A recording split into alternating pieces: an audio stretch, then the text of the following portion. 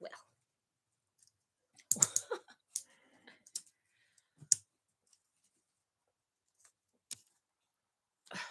here at the front, let's see if I can make a little mark on there.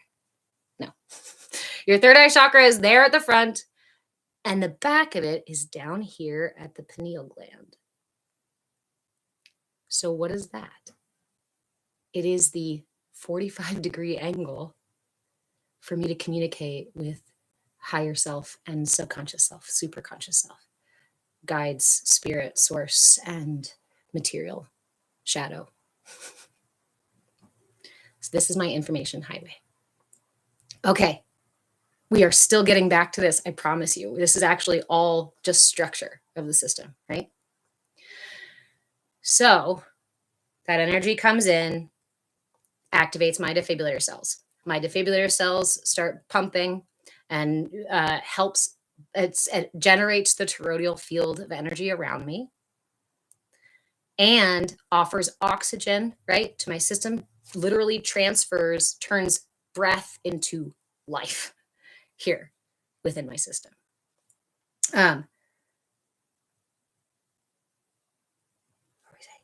Throat chakra, no, front and back. Okay, now we're finally here. On either side of the Sushumna channel of my main energy channel here, now I'm going to have to create another image here. We have two major nadis, the Ida and the Pingala. I need a rag for this. Hold on.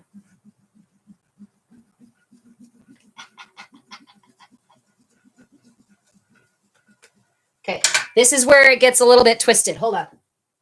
I've got my crown. I've got my third eye. I've got my throat. I've got my heart. I've got my solar and my sacral and my root.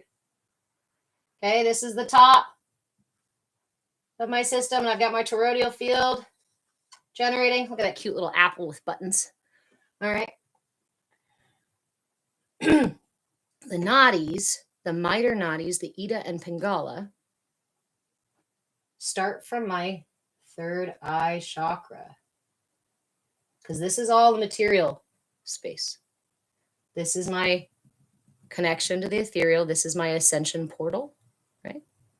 I don't ascend through this portal. I ascend through that portal.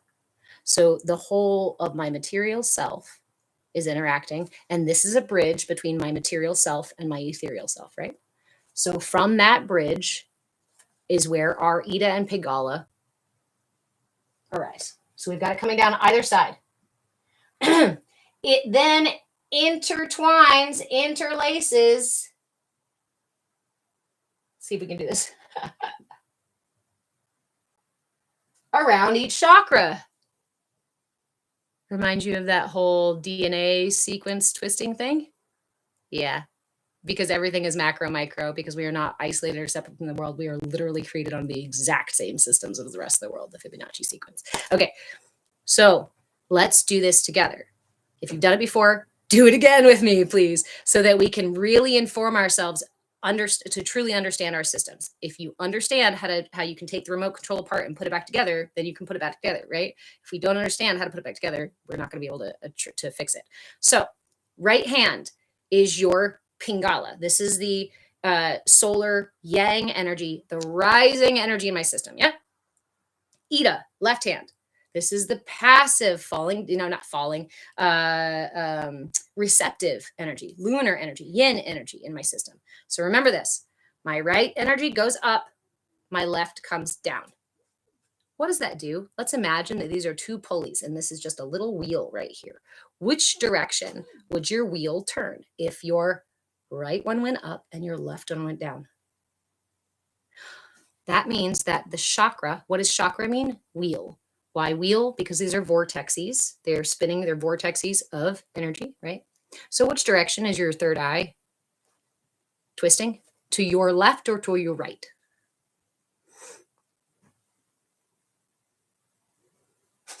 Lovely Dovely. I don't know. Partially because it's become such a popular thing that so many people want to jump on the train. I actually have a book, Energy for Sale, because this is a culmination of my life's work that I've been doing since the 90s, really, and even before, if you want to count learning energy work, and then going to school for 12 plus years in university, plus several years of certifications and other workshops to explore these topics.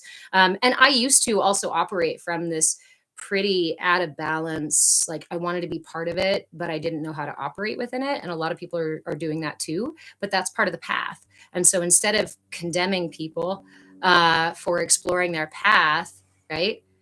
I would encourage you to reflect on why it, what it triggers within you, right? Where you feel those feelings that are triggered within you. Do you feel like you want to be part of it? Or do you feel like you're struggling with trust? Or there's a whole lot of other ways that we can, or a lot of reasons why we end up being triggered by something as benign as somebody hosting a live on TikTok doing what they feel like doing. Let's see. Lovely Dudley, or it takes no formal training. I've received formal training, and there is formal training that you can have.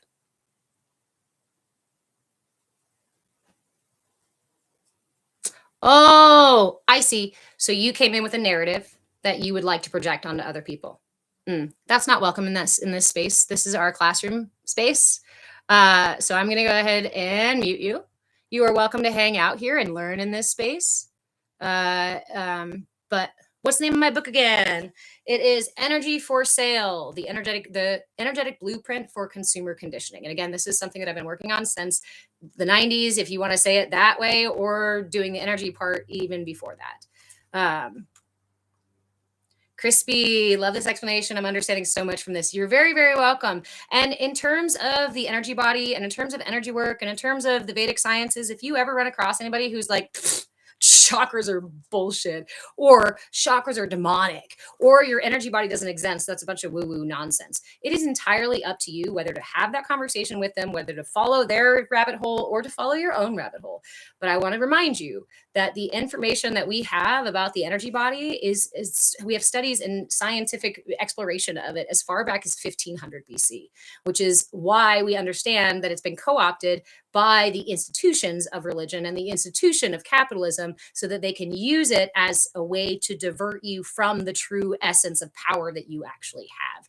The existence of source, the existence of God that lives and breathes through you, rather than the manipulation that God and the source exists way out there. And again, not the bastardization of the message of Christ that said you need to be subjective to some sky daddy narcissist. No, but instead the message that said we are all the same. We all have that resonance, that essence that is alive within us, that breathes through our systems. And this is the structure of our systems. Christ's name was not his name. It was a state of consciousness. It's a state of ascension. Just like any of the other wise leaders who have come, wise gurus who have come into our reality to share with us these insights, every single time they end up being co-opted and manipulated by the systems that are in charge and would like to control the masses. Christ and source was never about controlling the masses. It was about enlightening you, learning to giving you the tools so you can enlighten yourself and walk the path back home so you can no longer be puppeted and manipulated by the devil. But you know who that is? Those are our own inner demons. And those are the ways that we project our inner demons onto others and onto our world and paint our world as something that it is not. Scary, dangerous, awful, terrible, divisive, mean, hard. We can experience these things if we choose to experience them.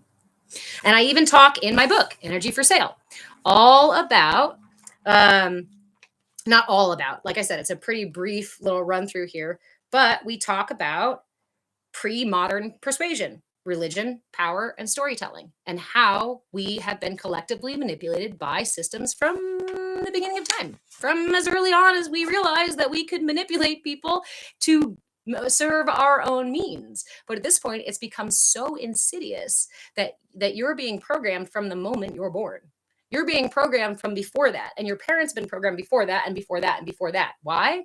Because thank you Freud and his nephew Edward Bernays, and thank you the 50s World War II era, that kind of stuff, and before 30s, 50s, 20s, that really was a huge corporate push to take over the resources and the autonomy of the masses. So I encourage you to go grab the book. It's called Energy for Sale, an energetic blueprint of consumer conditioning. And it outlines the chakra energy system, which we're talking about now, and gives you tools to actually realign your energy and to help you start walking yourself out of the cycles of manipulation. User. Yes, but imprinting is just the natural order of things, right? So imprinting, like you're talking about or the enculturation process. Yes, the term is called the enculturation process that we all go through as humans. All of us go through it. The kicker is when we are in a culture or underneath the rule or ruling class of people who manipulate that process intentionally to keep you in states of fear, in states of lack, in states of to keep you away from your personal power, to keep you away from your self actualization. Because if you understood the power that you actually had within your system, you would not be controllable. You would not be puppetable. You would not be so easily knocked over. But they teach us in this culture here to live like this. So it's very easy. Just a little extra pressure and poof, you're down and powerless. And that makes me furious, which is why I wrote this book. I'm turning my fury into a revolution, and I'm giving you the tools to understand how it happens and to how to unwire it, how to rewire it. So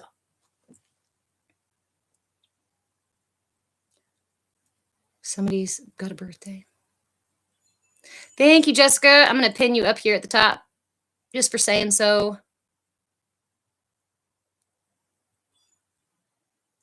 Oh, born to bark, WWJD. I know.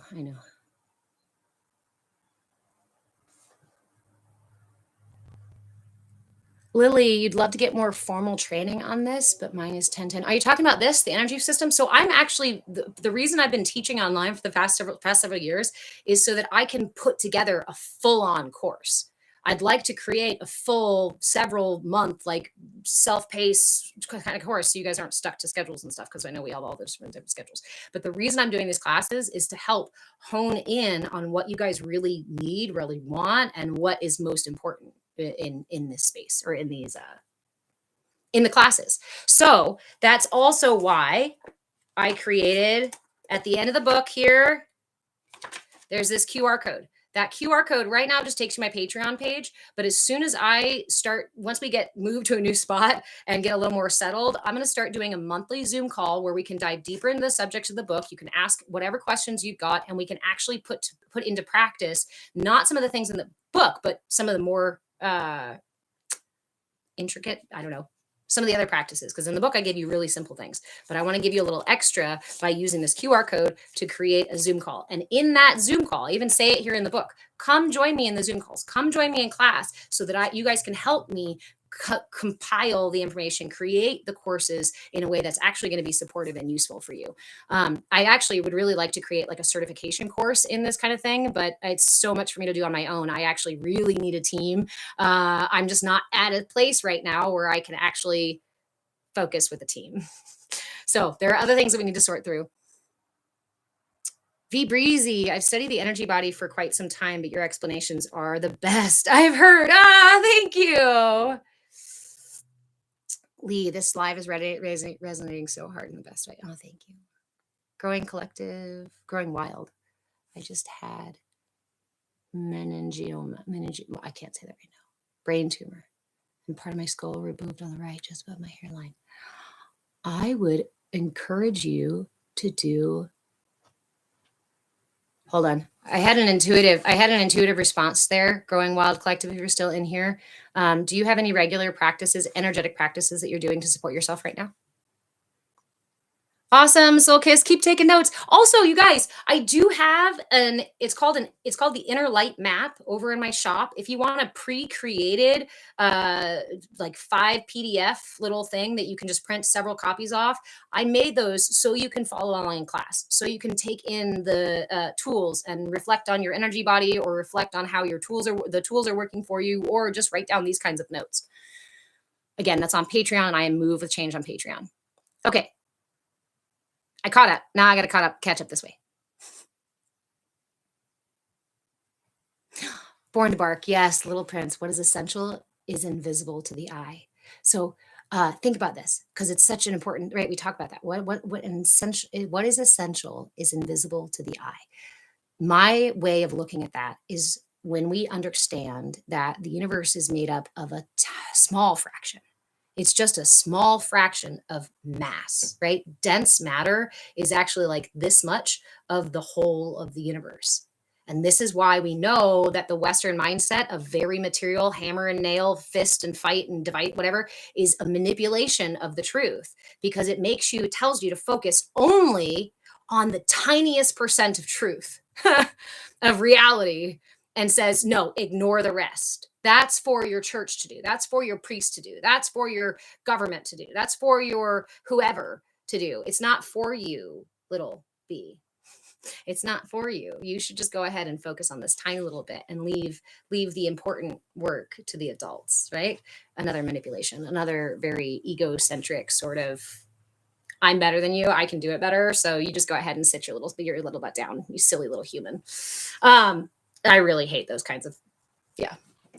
There's a deep rage around the whole manipulation class stuff, and this stuff being integrated into our daily life. Our bread and butter is manipulation, which is really, yeah. So this is why I say that we're born into a reality. We're born into a club that says spend your whole life white nosing. Put your nose on the wall, look through your one little brick that you get, and on the other side, we will make it look like Eden. And we will tell you that if you hold the wall up your entire life long, the culture, the narrative, the religion, the practices, all this other stuff, the illusion, you hold that up long enough, get your nose all freaking white. Different than brown nosing. This is brown nosing society, is white nosing. And then they'll tell you, if you just hold up the wall long enough, eventually we'll let you in on the inside. Who's on the inside?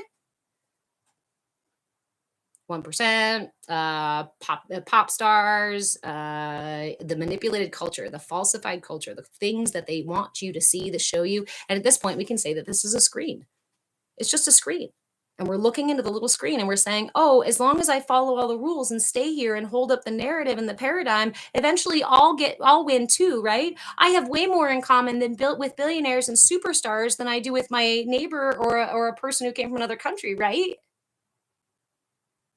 And so we stay here holding up the wall. And when we try to turn away and say, wait, this doesn't feel good and I'm not getting anywhere at this and I don't like it. What if I were to go like this? The person next to you goes, hey, look at the wall.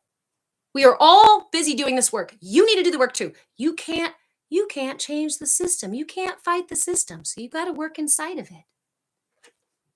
Put your nose back to the wall and follow directions.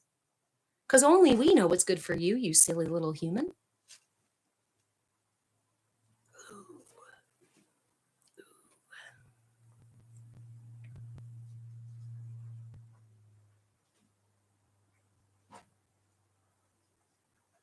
Soul Kiss Art, you are an alchemist when you take your deep rage and turn it into blessings of knowledge for others. We are all alchemists. What is your system itself doing? But alchemizing source, alchemizing the vibration of the entire universe within your heart and turning it into a toroidal field of energy around your physical manifestation of self. And yes, you do have a dense body. You humans, our bodies are one of the densest things in the freaking universe, right? Yes. The rest of us is so much more, Hi, Isaiah.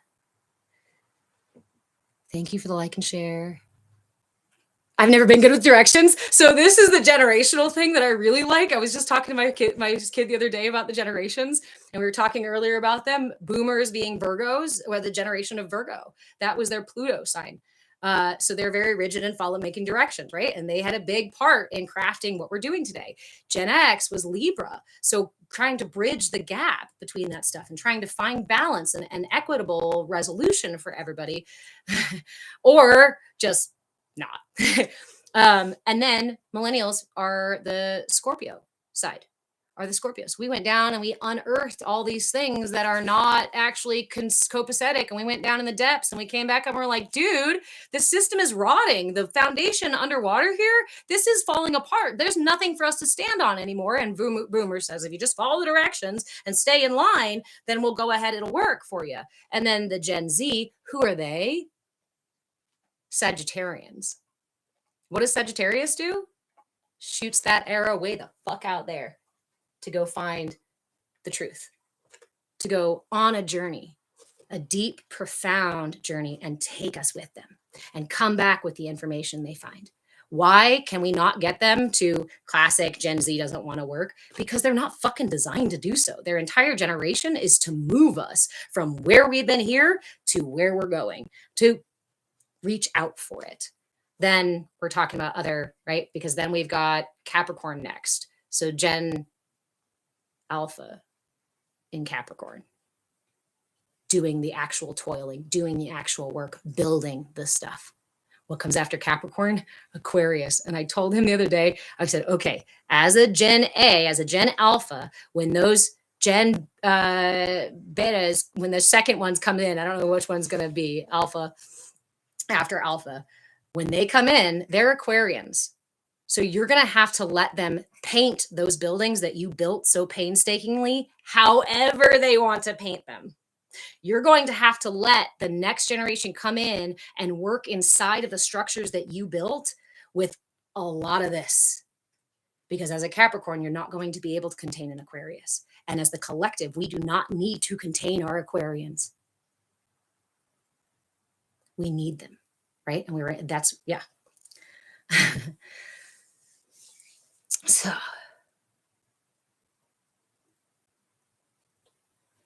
you hadn't heard about gen astrology before. So all the generations are typically decided by the movement of Pluto. On the one hand, you've got people who say astrology is a bunch of baloney. It's a bunch of bullshit. It doesn't mean anything. But then we also designate whole generations based on the movement of Pluto. So yeah, there's some sort of two, but both. Born to bark. Uh-oh, my wife is a Capricorn. No, I don't condemn Capricorns. I love Capricorns. That's a lot of nose to the grindstone, really good work. As a Virgo, I don't know. Yeah. I like my Capricorns. Aquarian there, nice. Aquarians are humanitarian. I always like to say Aquarians are the closest things to aliens that we have in human form, because they're very not of this world. And that's the point, is they are really, as Aquarians in your chart, any Aquarius in your chart is intended to take the very ethereal essence and bring it down into the human experience. Once we go from Aquarius, we go to Pisces. What is Pisces? The fish swimming out in the ether. The fish that are exploring the ocean. And often as a Pisces, you can lose yourself in this entire ocean, where Aquarians have much more of a channel to bring the ethereal down to the material. And they do it at their own pace, at their own time, because they are magic aliens. Alchemists. We are all alchemists. Because in your heart, that source energy, that vibration of the entire universe that everything is vibrating from, your defibrillator cells turn it into a toroidal field of energy and create your own field of energy around your system. So we were talking about the nadis, and we were talking about the right hand and left hand, Ida and Pingala, before I got distracted. The right hand is your Ida. No, the right hand is your Pingala. It goes up. And the left hand is your Ida. It comes down. So what direction does that turn? Your chakra. The wheel. The vortex of energy. That means your brow chakra turns to your left. If it turns to your left, it's a yin energy, a receptive energy. Makes sense. My third eye is a receptive energy. It's a place where I receive that divine guidance, right? And distill it down to my subconscious shadow self, whatever, what have you, right? So when it turns to the left, to my left, then I know it's yin. And since we just talked about these nadis, the Ida and Pingala, right? These are the major energy channels moving our solar prana, our prana and apana. Apana is downward energy, that yin energy, pranic energy. Prana is upward energy. And so those two pulleys, those two channels are pulleys going back and forth. Then we can go, this is my yin. That means if I've got a system of pulleys, my chakra would be to the right. Yeah, it's an expressive energy. It's a place where I can express this energy. And the front of my chakra is about the expression of it. The back of my chakra is about the reception of it. My ability to hear somebody's truth, receive somebody's truth, and give them space to be creative and loud and whatever they need to be in their authenticity. That's going to be in my back of my neck. And that's going to also, right, in my ears, if I have issues hearing those things, I may end up manifesting hearing issues. If I struggle or feel like I can't get my voice out, I may end up having either issues in my voice or problems in my voice or getting really loud and projecting my voice. I am one of those who generated all this energy when I was young to say things as loud as I possibly could, because then otherwise I felt like I wasn't getting heard. When you, again, V Breezy, were you in here just a minute ago? So let's do this just one more time so we can get this idea of how these nadis work. This 16 nadis is, don't pay attention to this right now. We're talking about the two major nadis, the Ida and the Pingala. And then your right and left hands are going to represent these, okay? Your right hand is the side of your yang energy, your pranic energy. That's the rising solar energy in your system. The left is the aponic energy, apana energy. It goes the downward energy, receptive energy, the lunar energy in my system. Okay, so then point your fingers here, and we're going to see how our wheels turn. Because the Ida and Pingala they're called nadis, and they start from the third eye, and then they interlace between the chakras, just like I've created here. They're interlacing pulleys that interlace between the chakras. The chakras are vortexes of energy, so operate like a wheel. Hon, you can go around normally. Nobody can see you over there. They can't even see the end of my board. Okay, so how do these turn? Let's put our right finger on the right side, left finger on the left side. Imagine that this is a disc right here. I wish I had like a little disc or something to twist, right? I don't. Coin. Here's a little coin. All right. So it's going to go like this, right? That means that it's turning toward my left. Thank you, Manu. It's not the way that you're looking. If I'm looking at somebody else, right? But I'm looking at my direction. So from my direction, facing outward, where does this turn? It turns to my left because the Ida comes down and the Pingala goes up. So then the pulleys go interlacing between them. That means my brow spins, yes, to the left. It's a yin chakra. It's about reception. My throat chakra then, with the interlacing pulleys, goes to the right. It's about expression. Let's keep going. Yin, heart chakra. The front is about yin, is about reception. The solar plexus is what? Expressive. It's about creating that digestive fire and getting our will done, right? In the world. It goes to my right. We can keep going. Sacral chakra is receptive. It goes to the left. Now, again, my root and my crown are my poles. These are my solar and lunar energies within my whole system, in this central system. The nadis interact between and interlace between the rest of my chakras. Up through the right, down through the left. And if you can imagine the pulleys, this is why I want to create a physical representation of this with little lights on it and stuff, so we can actually like see it, because I'm a very visual person. I like to put the thing out here and examine it and pull it apart, right? And I figure if we can understand it like this, then it's worth putting it into a breezy. Yes, thank you so much for that over again. Yeah, absolutely. Okay, so let's add this other piece now, because my throat, my heart, my solar plexus, and my sacral chakra all have a front and a back. So does my brow as well. My Sushumna channel has a front and a back, or top and bottom. This is my central energy channel to receive that source energy, to receive the breath of life, breath of God. My sacral, solar, heart, and throat are all the ways that I interact with the material world. So these energies are parallel to the earth. The front is, as we just described, the pulleys, right? So remember, we're equating this also to the planet. So if the front side, my northern hemisphere, goes left, right, left, right, left, then what is my back doing? That means the back of my sacral chakra is moving to my right. The back of my solar plexus is moving to my left. The back of my heart is moving to my right. The back of my throat is moving to my left. So this is how we get the receptive and the active and passive energy in each chakra. The front is ruling my ability to create, to manifest, to say these things, to bring my internal world and turn it external. The back of my throat chakra is about my ability to receive somebody else's truth, to allow somebody else the space for creativity, right? Allow them their truth without judgment. If I struggle with judgment, condemnation of others, if I struggle because I think I have an arrogant, belief about myself and about my world and whatnot, then I'm going to struggle with back of the throat stuff. That's also true for the front side. If we've been holding back our voice, we can manifest physical things in our bodies. Monica, I'm down to try to make a visual representation. Nice. Manu, we're like atoms, giving and taking energy, constantly giving and taking energy. We are constantly interacting with the entire universe. We are constantly interacting with the universe. Constant ebb and flow, constant exchange of energy, which is why the really good way to make you feel powerless almost immediately is to manipulate your energy body. And they know how to do it by manipulating your need response, your trigger response.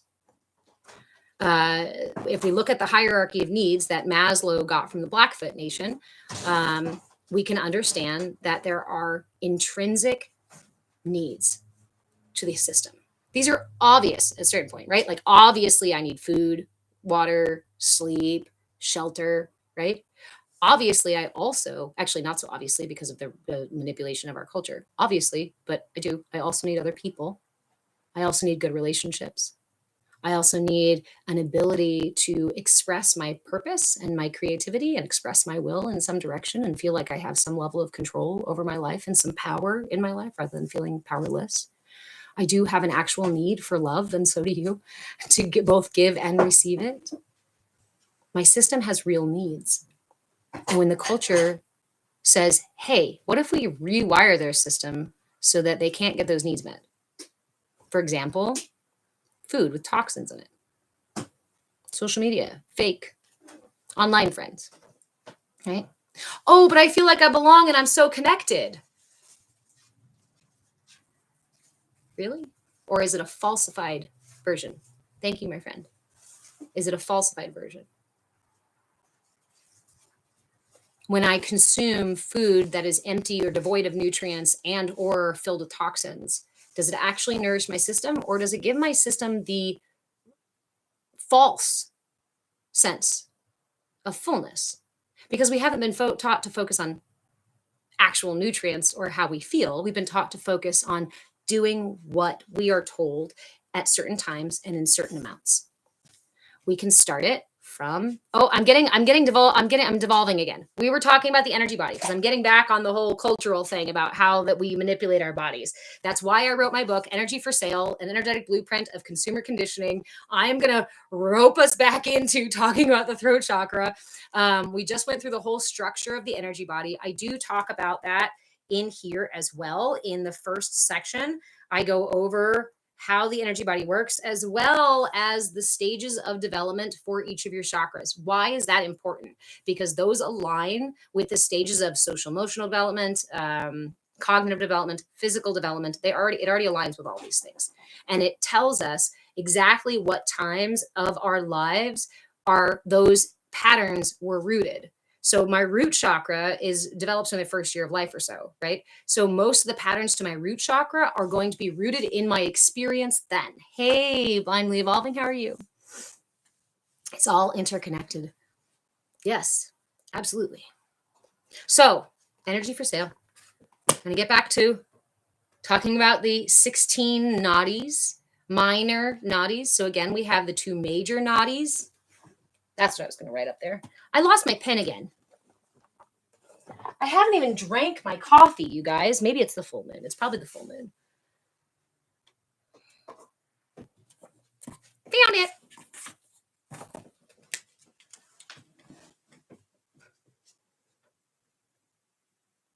So, well, if you're looking at it that way, it's my right and left.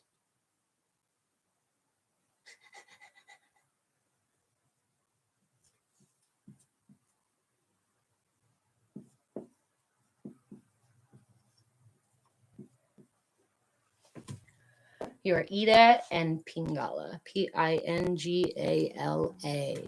This is my lunar, and this is my solar. Oh, nope.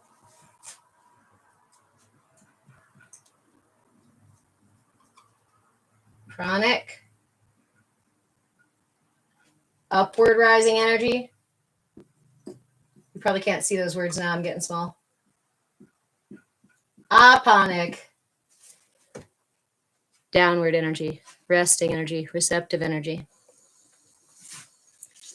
Manu, have a lovely day. You're very welcome. Thank you, friend, for joining us for a little while.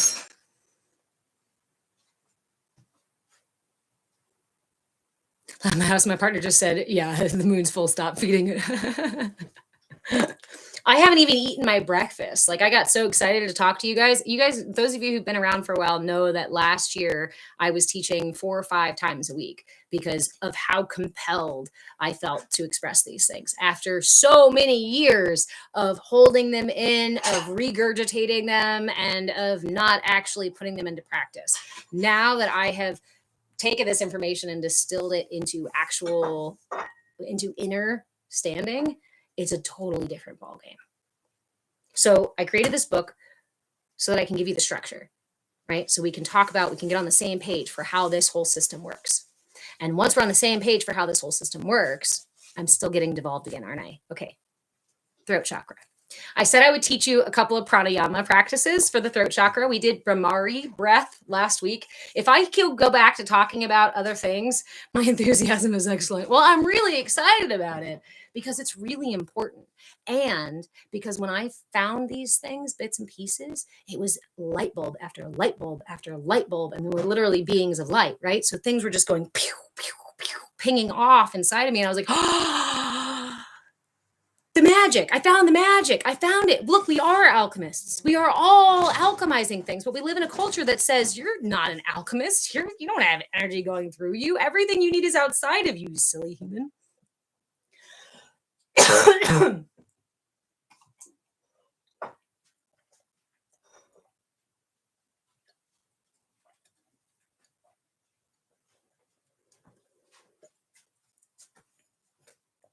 I didn't even need coffee today. What's that, Lee? Or in a store? Okay. So the throat chakra is all about vibration. We've talked about creativity. It's about our ability to be creative and to create with our voice and with our words, right? It's also about our truth. So that also means that if I am out of alignment with my truth, not just in speech, maybe I'm out of alignment with my truth in speech, but if I am living out of alignment within myself, I'm also going to experience discomfort, dis-ease, imbalance in my throat chakra, because this is my center for that truth, for experiencing my truth. When I speak truth, only when I speak that truth, when that truth can manifest from my lower chakras, can it get past my throat so that I can receive higher wisdom, communicate with higher self, and also connect to that crown chakra. I need truth and alignment if I'm going to continue my self-actualization, my ascension process. That's why this is a really important piece. But to develop that truth, to be able to stand in that truth and know that truth and be that truth, I've got to be able to align these other lower chakras here. So the Vishuddha chakra for that, but yeah, the Vishuddha chakra is unique. The throat chakra is unique because it's a center for us to really off-gas a lot of our energy, frenetic energy. So if you have tension, you notice that going, relieves a little bit of tension. Or if you're angry, screaming into your pillow Somebody was saying the other day, teaching my pillow to cuss. If I'm angry and I go teach my pillow to cuss, does it not relieve some of that tension? This is a really powerful center for relieving that tension. Remember that tension restricts your channels, restricts your energy channels. Think about it like this, right? We do it with mudras too, but squeeze your fist. Go ahead, squeeze it as tight as you can. Just keep squeezing tighter, tighter, tighter, tighter, tighter, tighter, tighter. Not only do you feel that tension in your hand, it may even start to hurt your hand. And you also feel it in your wrist. You feel it down your arm. You feel it in your elbow. Me, I feel it up in my neck and my shoulders up here because of too much tension for too long. Guess what? You cannot hold tension very long. Why? Because your system is not meant to stay tensioned. It's not meant to stay like this. It needs to have open channels. Now, if I have no tension and no intention at all, I don't have a fist at all, right? I haven't done anything. I have no intention. I'm not doing anything at all. There's no tension, but there's no intention there. But if I were to bring my fist together like so, I could hold my fist here like this with intention only. Is there a little bit of muscle use as I'm holding my arm up, right? I have to shape my hand like this, yes. But to hold it, maintain it for a while, it has to merely be in tension. As soon as I get tension in my system, it becomes harder to maintain, and the blood flow restricts and the energy flow restricts, and I start to restrict the flow of energy through my whole system. Puppy wants to play ball.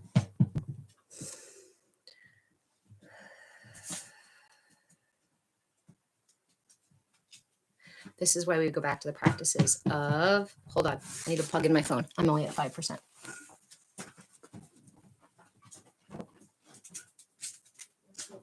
the AC on in here to close out of the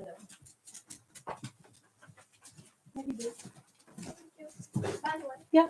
Our general draft fruit or something else besides sweet tea for the morning, but It's okay. and it's got in my cereal, so I got real upset. Again? And my thing stopped working. What? That I was drawing. What?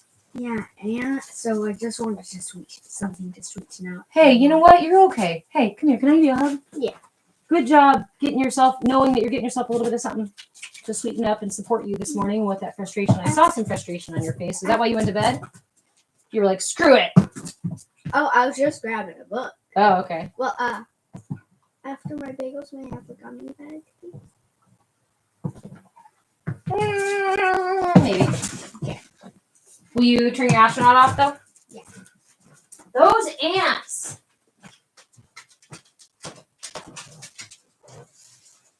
I'm going to get them. How did they get your cereal again? Where was it?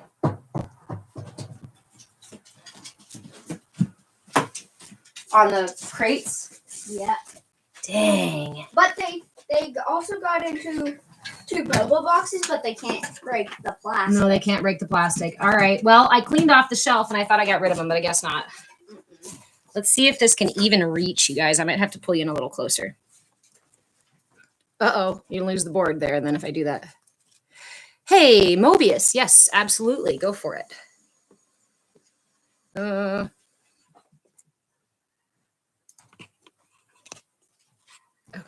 I'm going to try to make this work here. All right.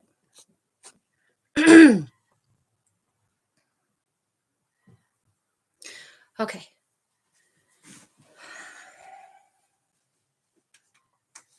Practices. That's where we're at. Practices for the throat chakra. All right. So last week we talked about Brahmari breath. Mobius, I'm here if you want to ask a question, and I can answer your question as we move through these practices. If you're still here, I apologize if I didn't get back to you for your question. Also, you guys, if I ever miss your comment and it was really important, or you have a question and I missed it as well, feel free to email me or message me afterwards. You can also email me at Move with Change, but I'm terrible at answering my emails. You can message me afterwards. Mobius, so I'm an extremely sensitive empath. How do I stop absorbing people's energy?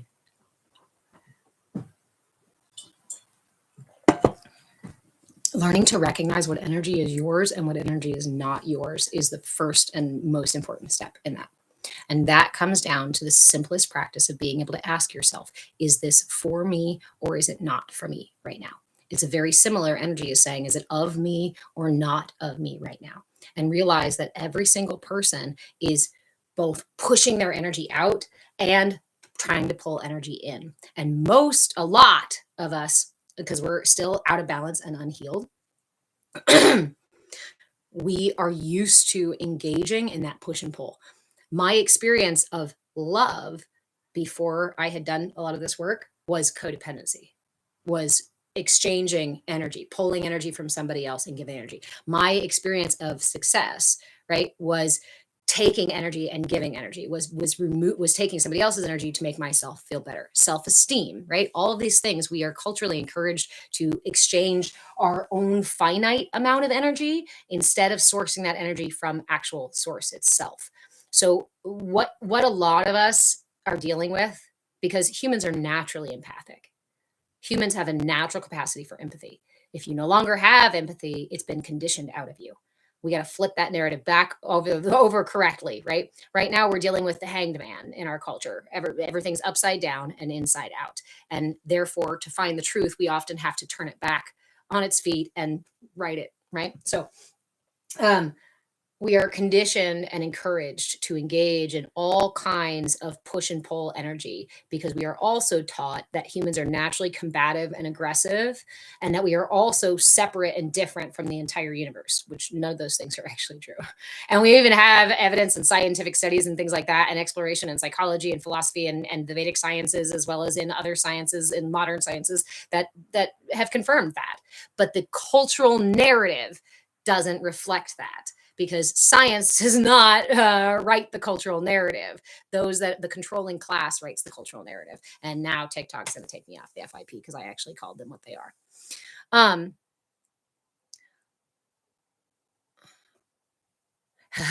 Live is like herding cats. I have a lot of fun doing it. It's like sitting in a group, right? It's sitting in a community. So Mobius, all roots of the same tree, right? So I would encourage you to start doing little tiny work, not little tiny work, but do work on the inside. So for example, when some energy comes up inside of you, right? Some feeling, anxiety, anger, free, whatever it is, I don't have to name it. Any energy comes up inside of you, I encourage you to pause. Thank you, friend. Touch wherever it is that you feel it and ask yourself, is this mine or not? Or is this of me or not? Is this for me or not?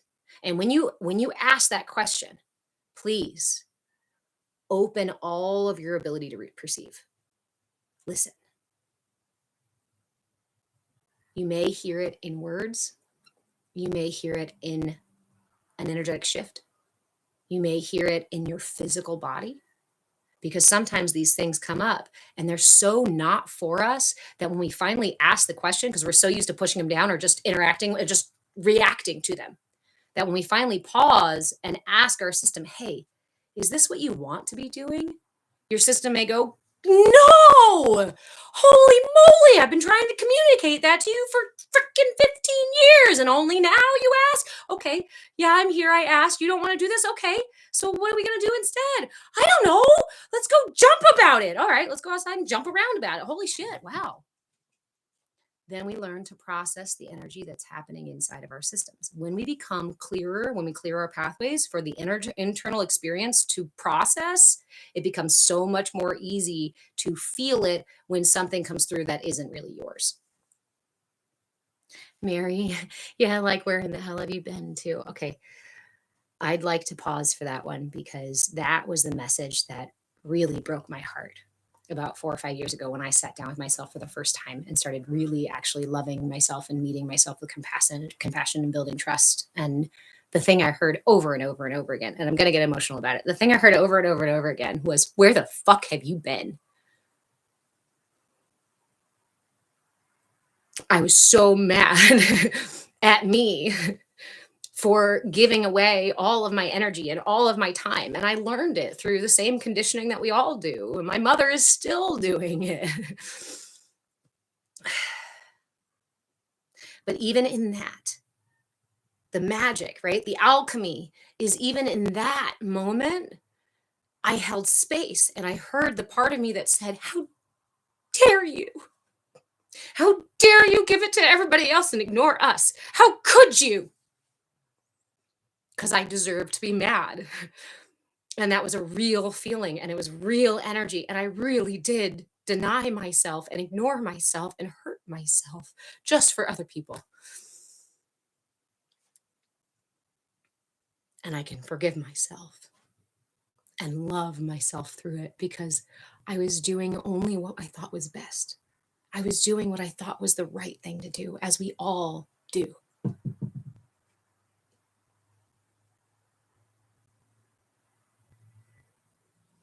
And that is where the magic, the alchemy really started happening. Because as I kept doing it, that anger got quieter and quieter. Because I was actually building trust. For the very first time, I was actually building trust. And now, when I take myself to the grocery store and anxiety comes up in my system, I don't try to tell it no. I don't tell it shut the fuck up. I don't tell it go away, because I already did that for way too long. And it just screams louder when I do that. So instead, I breathe. Ooh, hey, little part of me that decided that the world is not safe. I'm sorry. I'm sorry you got that message that the world is not safe. But hey, big me is here now with all of my intention and all of my attention and all of my love. And so I carry anxiety with me like I would a fearful child. Or I walk with it and talk with it like I would a friend with anxiety. And this has changed everything about my path, about my practice, about these tools, about my teaching, about that is the magic. Yeah, V Breezy, I've just come out of the other side of that same thing. Love, love, love. I hug my own dragons. Me too. So I'll just drop it here really quick. I do offer private coaching. I also offer group coaching. And in private coaching, you can use any of the tools in my toolbox. I'm a nutritionist. I'm an herbalist. I'm a childcare specialist. I'm a reverend. I'm a yoga teacher, a meditation teacher. Do mudras, mantras. I'm working on becoming an Ayurvedic practitioner. So you're going to get that access too. I also lead something called dream journeying. And I call it dream journeying because that's just what I've always called it. And we do that in our group coaching together because it is the practice of going into the subconscious self so that we can hug our dragons. And I know that in this space, I and others in the group have met parts of us that we previously would have been like, oh God, oh shit, I don't want to see that. That's scary. Oh my God, why did my mind come up with that? But when we practice in that space, that safe, supportive space together, we practice meeting that stuff honestly. What happens? Those of you who are in group, what happens when in that space you turn around or you look into your heart or you look into your gut and you see something big and scary and mean, red hot? But you turn around and you open your arms and say, hi. Do you need a hug? Do you have something to say? You'd be surprised. Maybe you wouldn't.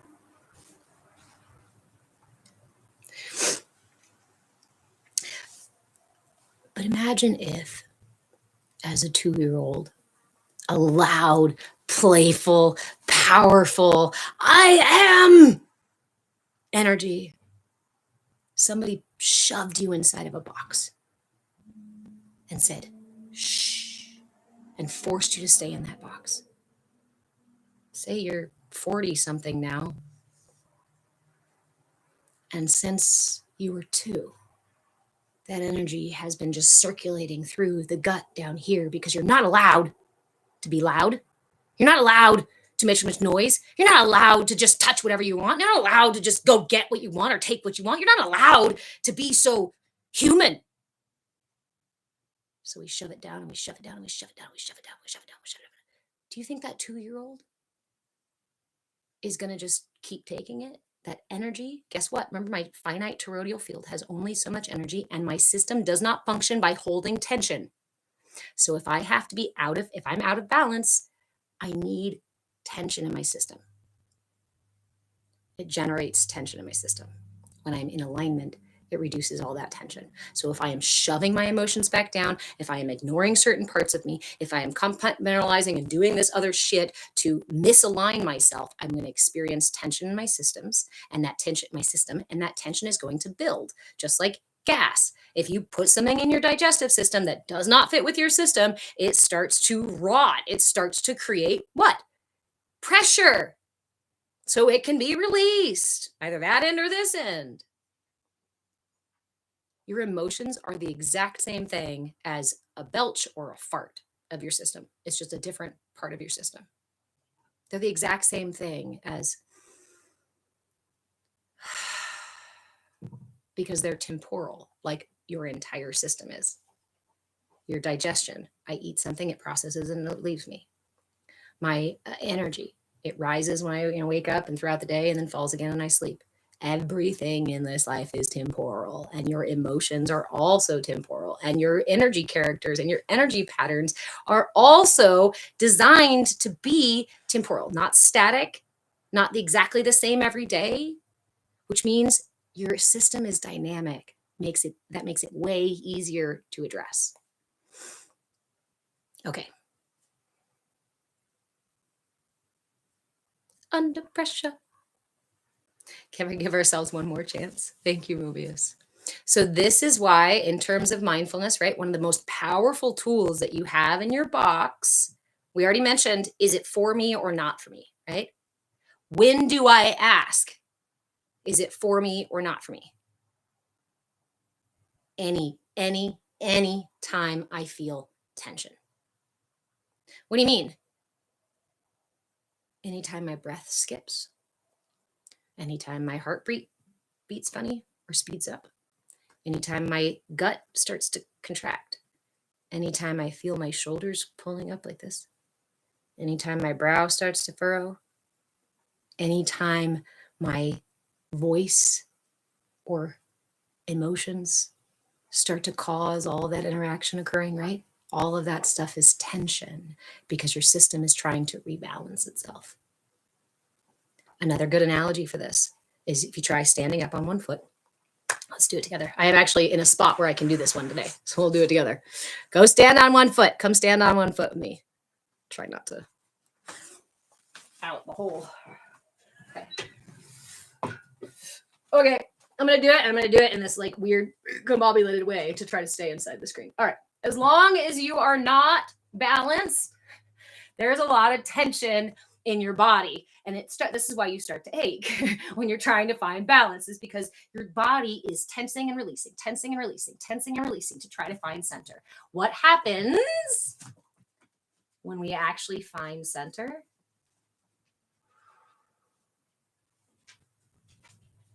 It releases tension. Tension relaxes. All that hold, let go, hold, let go, hold, let go. All of it relaxes and leaves only intention, because my intention is to balance on one foot, right? And if I keep focused on my intention to balance on one foot, then I'm more likely to be able to do it than if my attention is somewhere else, like on the dog right now, right? If I'm worried about what he's doing or about what somebody else is doing over there, I very quickly start to fall out of balance. But I bring my attention back to my intention, which was to find balance. And as soon as I find that balance, all the tension in my system relaxes and I can stay here.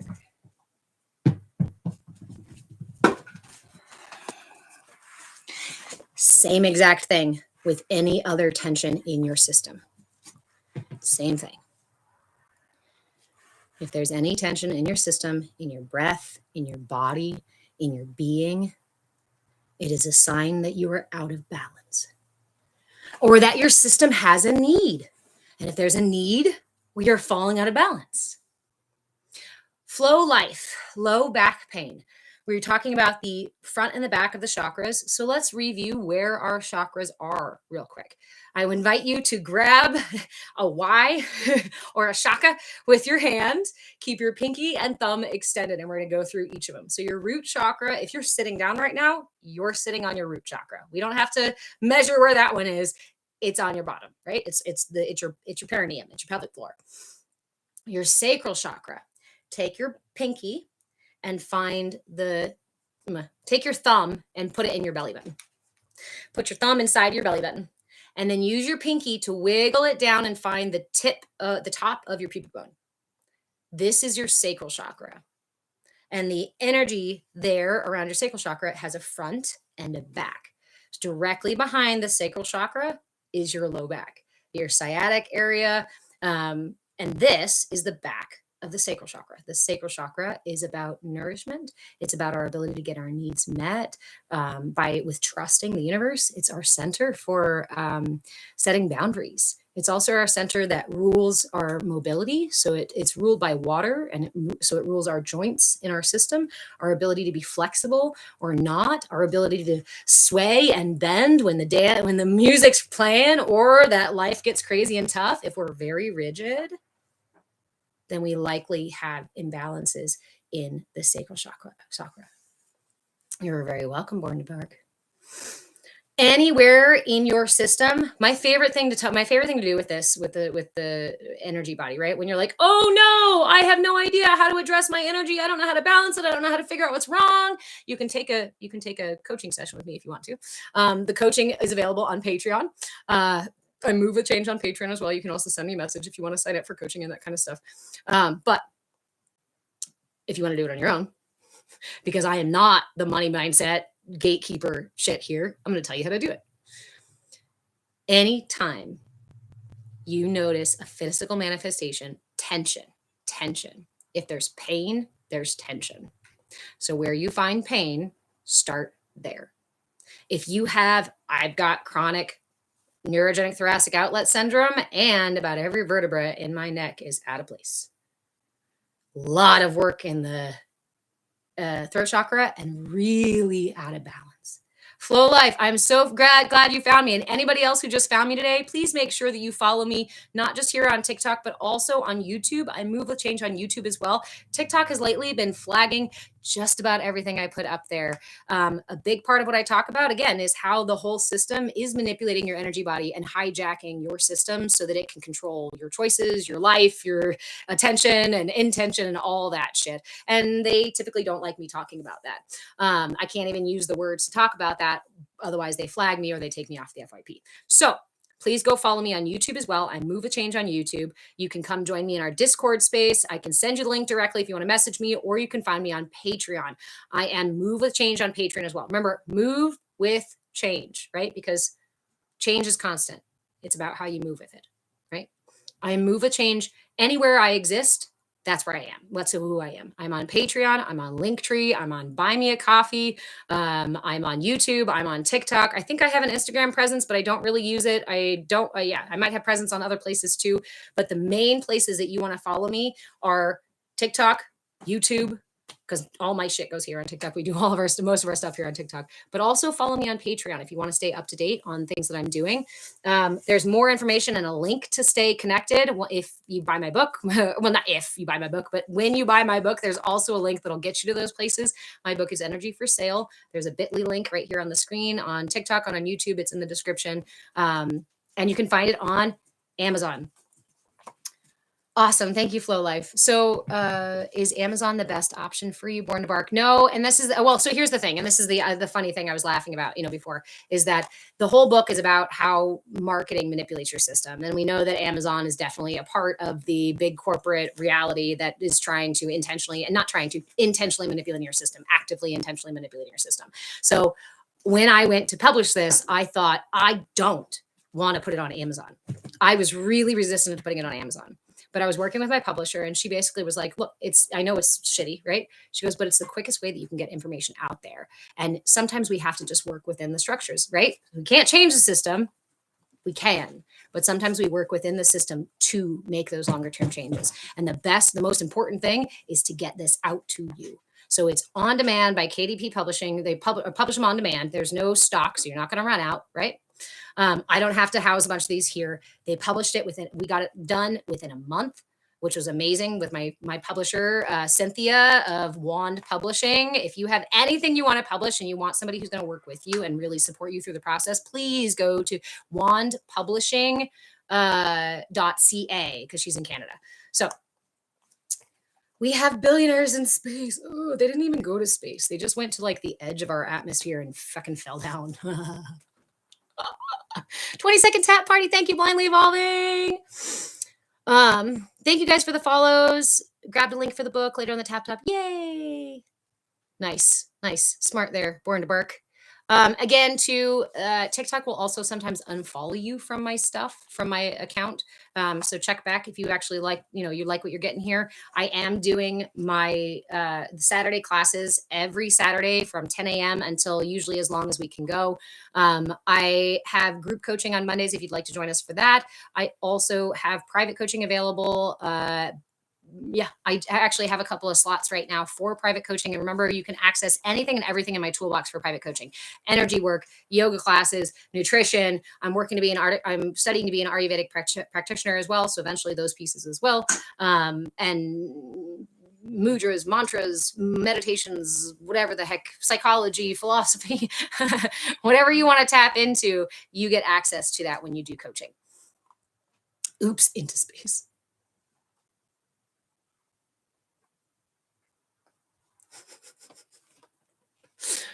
I really wanted to do I was going to go off on a tangent again. So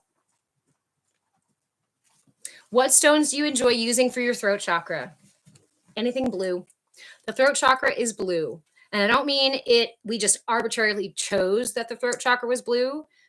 The frequency of the energy that is expressed and received through the throat chakra matches the same frequency that you see when you are looking at the color blue. It's not arbitrary. It is identical. It does generate light, but it's a very, very low light. And this is the other piece that's really insidious. What have we been experiencing for several generations now, several decades now, but more and more of this artificial light, artificial colors? What is that doing? It is conditioning your eyes and your mind to not be able to perceive the subtlety of your reality, of your energy body. When we go next month is the third eye. So I promised that next month I would teach you the basic energy viewing practices that I received when I was a child. My mother taught me how to see energy, how to work with energy, how to open my channels, how to direct energy, how to receive energy, how to block energy, all that kind of stuff, and how to actually see it out in the world when I was a little kid. So I'm going to offer you guys those things next month when we move up to the brow chakra. So stay tuned. I am in the middle of moving right now, so classes are a little bit less. So if you really want to dive deeper into this, come join us in the Discord or come grab some coaching with me. Like I said, I do have a couple slots open. If you want to understand the structure of your energy body and how this propaganda machine works and gets you to be manipulated and constantly clamoring for more, and why you feel lost and broken and out of place and all these things, it's right here. Energy for Sale, the energetic blueprint for consumer conditioning. This is something I've been working on my whole life long. Oh, see, I'm talking about it, and they finally gave me an inactivity. I start talking about it more directly, and they give me an inactivity thing, and then they take me off the FYP. So I like blue kyanite. Huge fan of blue kyanite. Be careful with kyanite because it does flake. Lapis lazuli, of course, beautiful blue stone. But these are just tools. These are material representations of the energetic truth. Remember that this is aligned with and matches the frequency of this. But this is just this is the material version, more dense version of what you experience here. It's not about having the tools. Don't fall into the consumerism thing. If you feel called to bring stones and you have a relationship or like to use them or want to build one, then grab yourself a stone or two. But this alone is not how we balance the energy. Does it support me in balancing it? Yes. What does it do? It's balancing and healing for the throat chakra. Anything blue is going to help balance the energy of the throat chakra. So what does that blue then do within your system? This is about aligning you with your truth. This is about your communication and ability to create, a creative flow that comes out from you, as well as your ability to receive other people's truth. So what is blue kyanite for? Communication.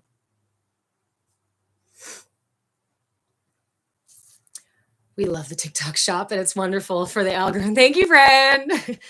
I do also like to use turquoise, because turquoise is a mix of green and blue, and that soothes and balances this space. Remember, we're talking about our energy for ascension comes up through our systems. Does it come down as well? Yes.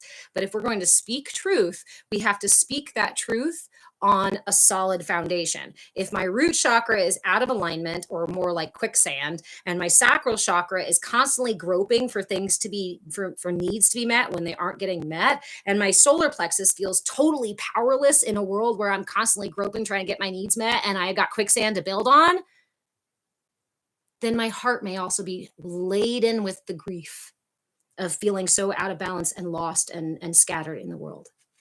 That means that when my truth comes and expresses through my throat, my truth is going to be born of my imbalance. This is why it's important to start clarifying your system, because you're not going to find your truth if you're constantly circling and chasing your own tail and get your head up your own ass trying to, because you're imbalanced, because you're out of sorts, because your system has been manipulated and hijacked by the whole system that wants you to stay out of balance. Because if you aligned and clarified your system, they don't want you to have that power.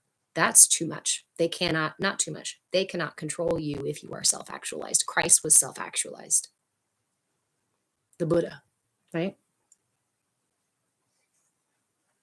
Blindly evolving. When you say receive other people's truths, can you explain a little bit more, please? Yeah, this is literally my ability to receive somebody else. Like in terms of communication, right? Quality communication is not just my ability to express my truth and talk about things to somebody or express my ideas. Quality communication, thank you, Jess. Quality communication is also being able to receive somebody else's truth and what else somebody else is saying, and be able to hear them from their perspective without me having to control it or change it or be the one who's right, letting somebody else be right. So we dive into communication tactics, quality communication, interpersonal communication. What's the other one called? Marshall Rosen, nonviolent communication, right?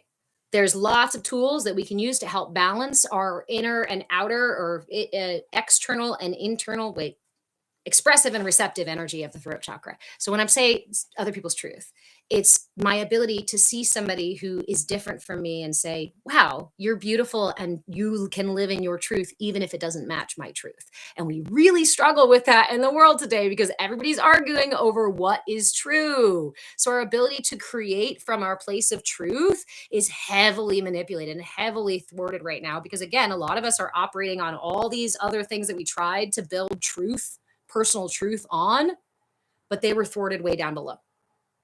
So this is why I say a lot of times, remember that if your scales are tipped, so if something's out of balance, then your measurement is likely to be off.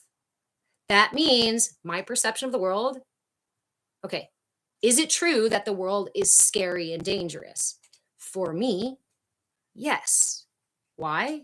Because these chakras are out of balance. And so I will speak, act, and believe based on those truths inside of my system.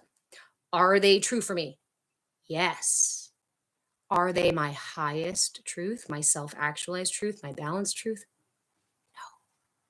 So as I do this journey, I likely will not know my full truth, maybe not know my purpose, maybe not understand myself completely, and recognize that that's okay, because that's where I'm at. And part of the journey of me discovering my truth is finding these truths, these imbalanced truths in me, and aligning those. And then when I align those things, guess what? That energy can much more clearly come through. If I don't need a lot of control over other people, heavy solar plexus energy, if I'm not pushing out to be controlling and super verbose with my energy because this is how I stay safe, then I'm able to speak a different kind of truth. I'm able to perceive other people. I'm able to let other people be who they are, right? And my heart is going to get more energy. My throat's going to get more energy. But if I have this energy here, my truth is going to speak from that. And you see that my physical body even changes the way that I can, my throat is now totally bent like this because I'm doing this. It's so simply profound. It's so easy to access. And yet, seemingly intangible. It's the paradox. Okay, I got to catch up here. I'm 11 comments behind, so hold on.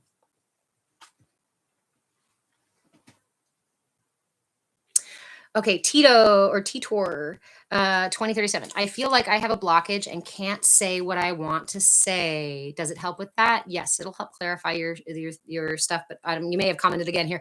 But if you're feeling blocked in your throat chakra, right?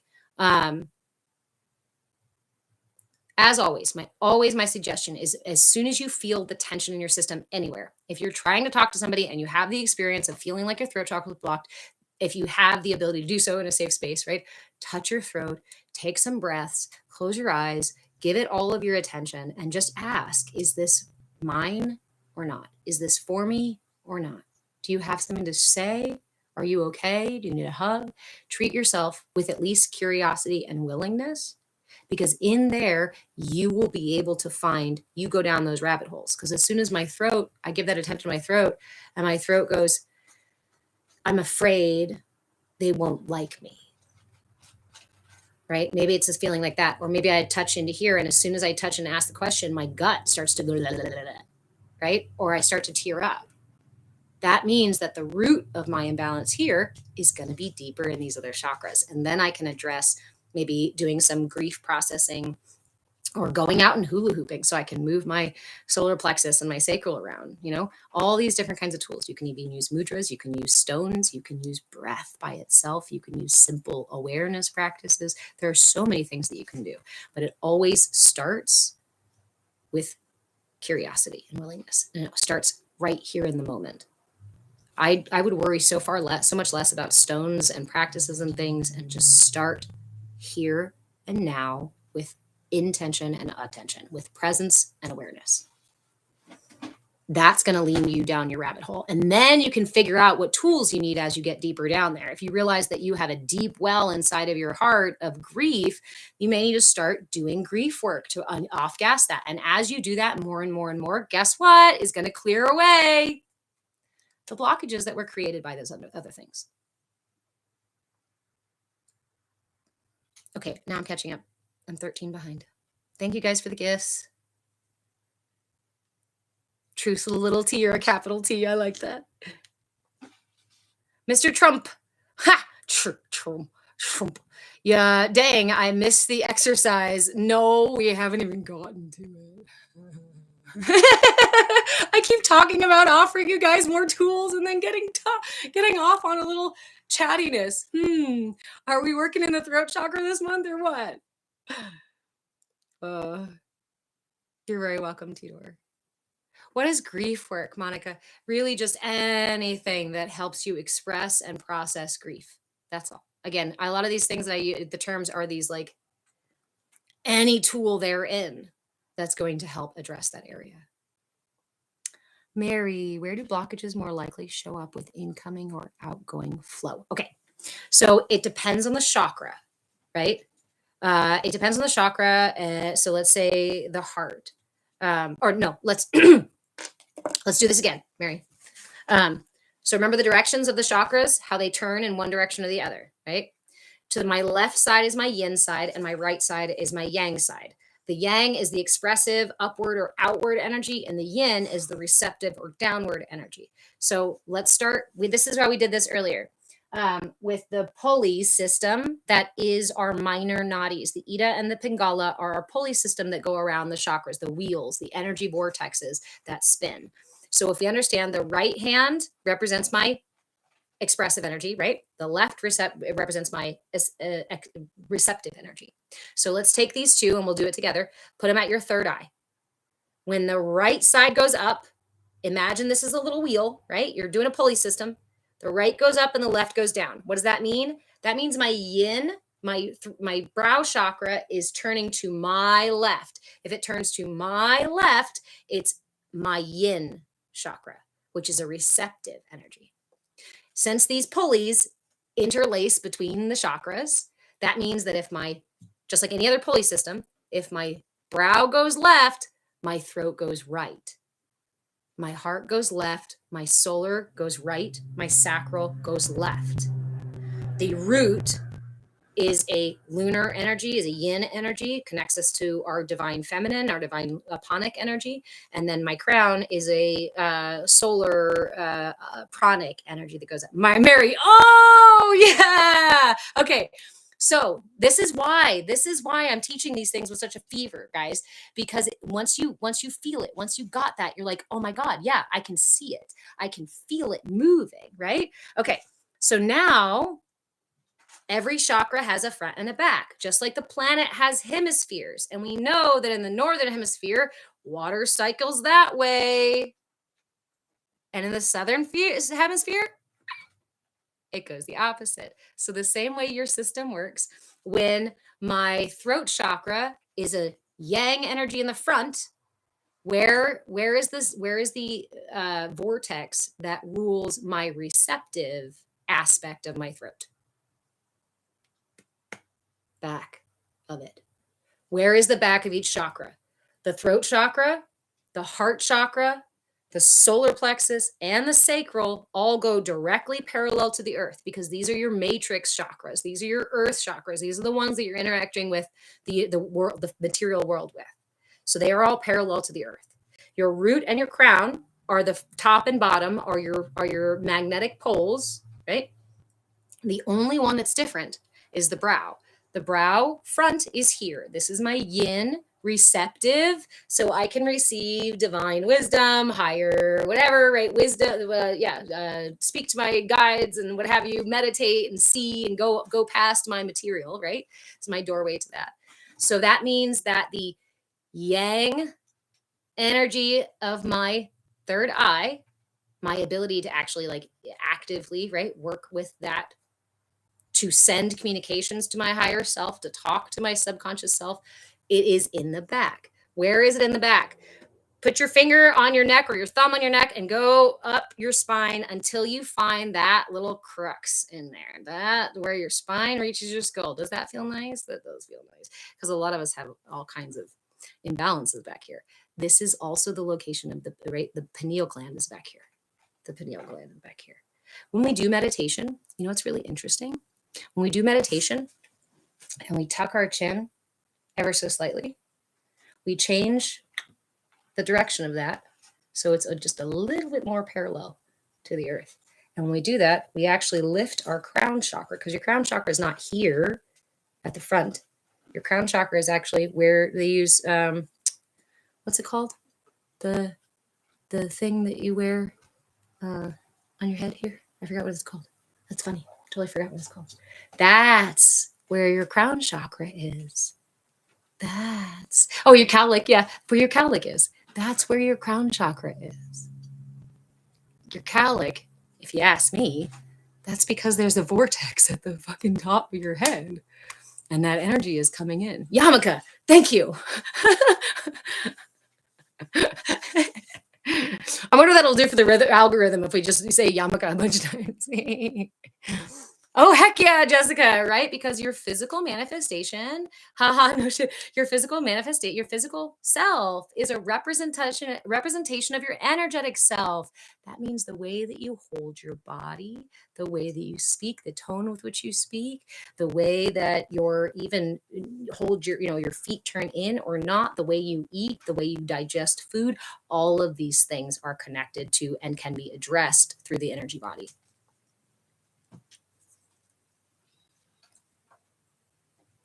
Born to bark. Gravitational force, spin force, magnetic force, particle force, energy force. Quantum mechanics. Quantum mechanics. This is why I'm homeschooling my son on quantum mechanics now, not waiting until he's older. educating him on his energy body. Okay, so we went through all these pieces, and we were talking about. Okay, so your question then, Mary, was right. How do we know how to address the expressive or the receptive energy of each chakra? So we have to remember that structure. And that means that if I want to address the receptive energy of my solar plexus, well, what's the front? The front goes to the right. It's an expressive. So the receptive energy, my ability to let other people control the situation, my ability to let other people have their will in a situation as well as hold space for them, right? That's my mid back. Notice we have sayings in our culture about being stabbed in the back, right? Or somebody is cold hearted. Why? We are literally talking about manifestations of energy imbalances. Hey, on Bet, how are you? Brando, what in my opinion is the human soul? So I think like our concept of the soul as being just this like ghost spirit that inhabits the body, I think is a really rudimentary understanding of it. When we understand the system as it works like this, we understand consciousness as an intrinsic link to our ethereal self. So when we talk about this here, our system coming in, we spoke earlier about the heart chakra and what the heart chakra does. Remember, I was talking about how we're all alchemists. We're all alchemists because the heart chakra is the transportation station for that breath of life that's from source, right? So when that energy comes in, the lunar and solar energies, right? Because we live in a duality reality. And that energy cascades down, it comes down within us and then rises up within us as well. And they come together where? At the heart, because this is the center of your chakra system, the 7 chakras here. Okay. Comes together at the heart. Your heart is made up of something called defibrillator cells. The heart has a heartbeat, but it only beats because your defibrillator cells have a rhythm. Where does that rhythm come from? If that rhythm disappears, what happens? And your defibrillator cells stop. What happens? Your heart stops. Your system stops functioning. There is also a measurable point something something percent that every single person loses when they pass away. And they've been studying this for a while. They've measured all the organs. They've measured the weight. They've tried many people. And sure enough, every single person is missing an exact small percent. The only thing I equate that to, right? The only way I can explain that is that the breath of source, that vibrant, that energy, the frequency that vibrates those defibrillator cells has its own presence, mass, is its own thing. So when we talk about soul, I believe we're talking about consciousness as it manifests through the, what's the word I'm looking for? Prism of the human facet. My favorite thing to do is to use these right here, right? What happens when source light, let's use light. What happens when light shines through a prism? Right? What happens when light shines through a prism? White light, pure light, whatever you want to call it, light, sunlight, shines through the prism and it splits it into all of its parts so that we can see all of the pieces that make up the whole.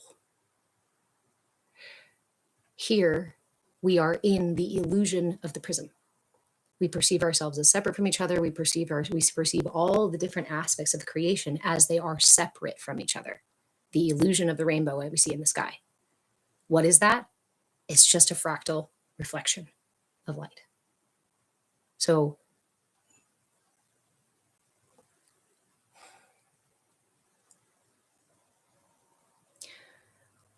we are all drops in the ocean. We are all fractals, bits of that wholeness, of that light. So what is that soul piece? It's your unique experience of your little fractal.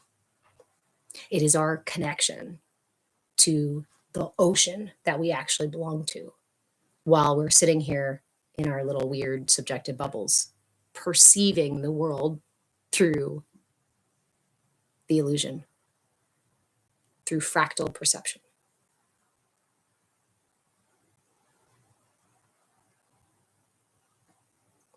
It's not really all the jester's fault, right? Nothing is ever anybody's fault. What is fault?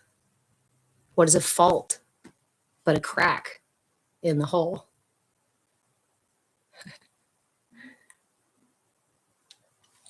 This is why also, this analogy also is really good for understanding humanity as a collective.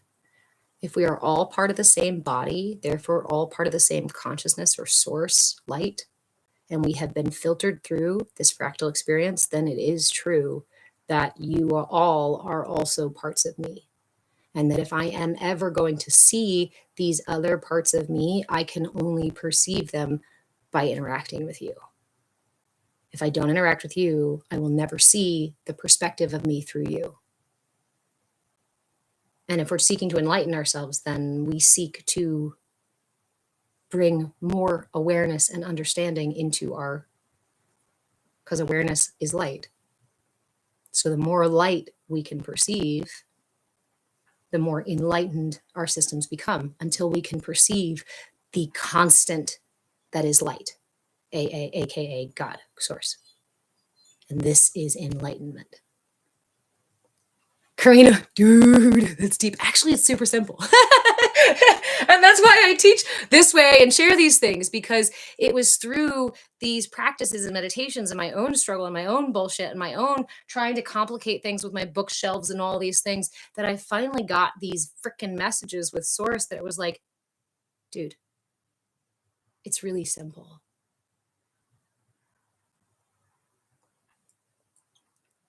Another really profound one was in meditation, reaching for Source. And this is what helped me understand this as well. In meditation, reaching for Source, needing for Source, groping for Source, opening up my system, hoping to receive Source. The wildest thing, in that moment was wild, occurred, and I felt it knock from the inside of my heart. And I heard, what if you knew? What if you knew that you were a temple for Source? And those defibrillator cells in there, the only reason they're alive at all is the breath of Source.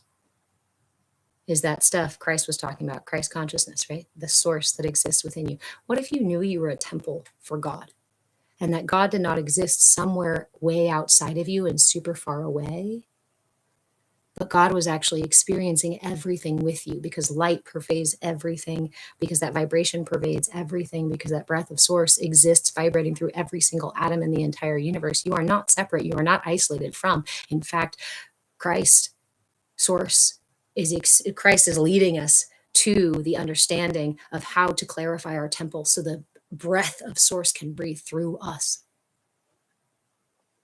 And it's not something that needs esoteric trappings. It's not something that needs complicated practices. And that's, again, what Christ was saying.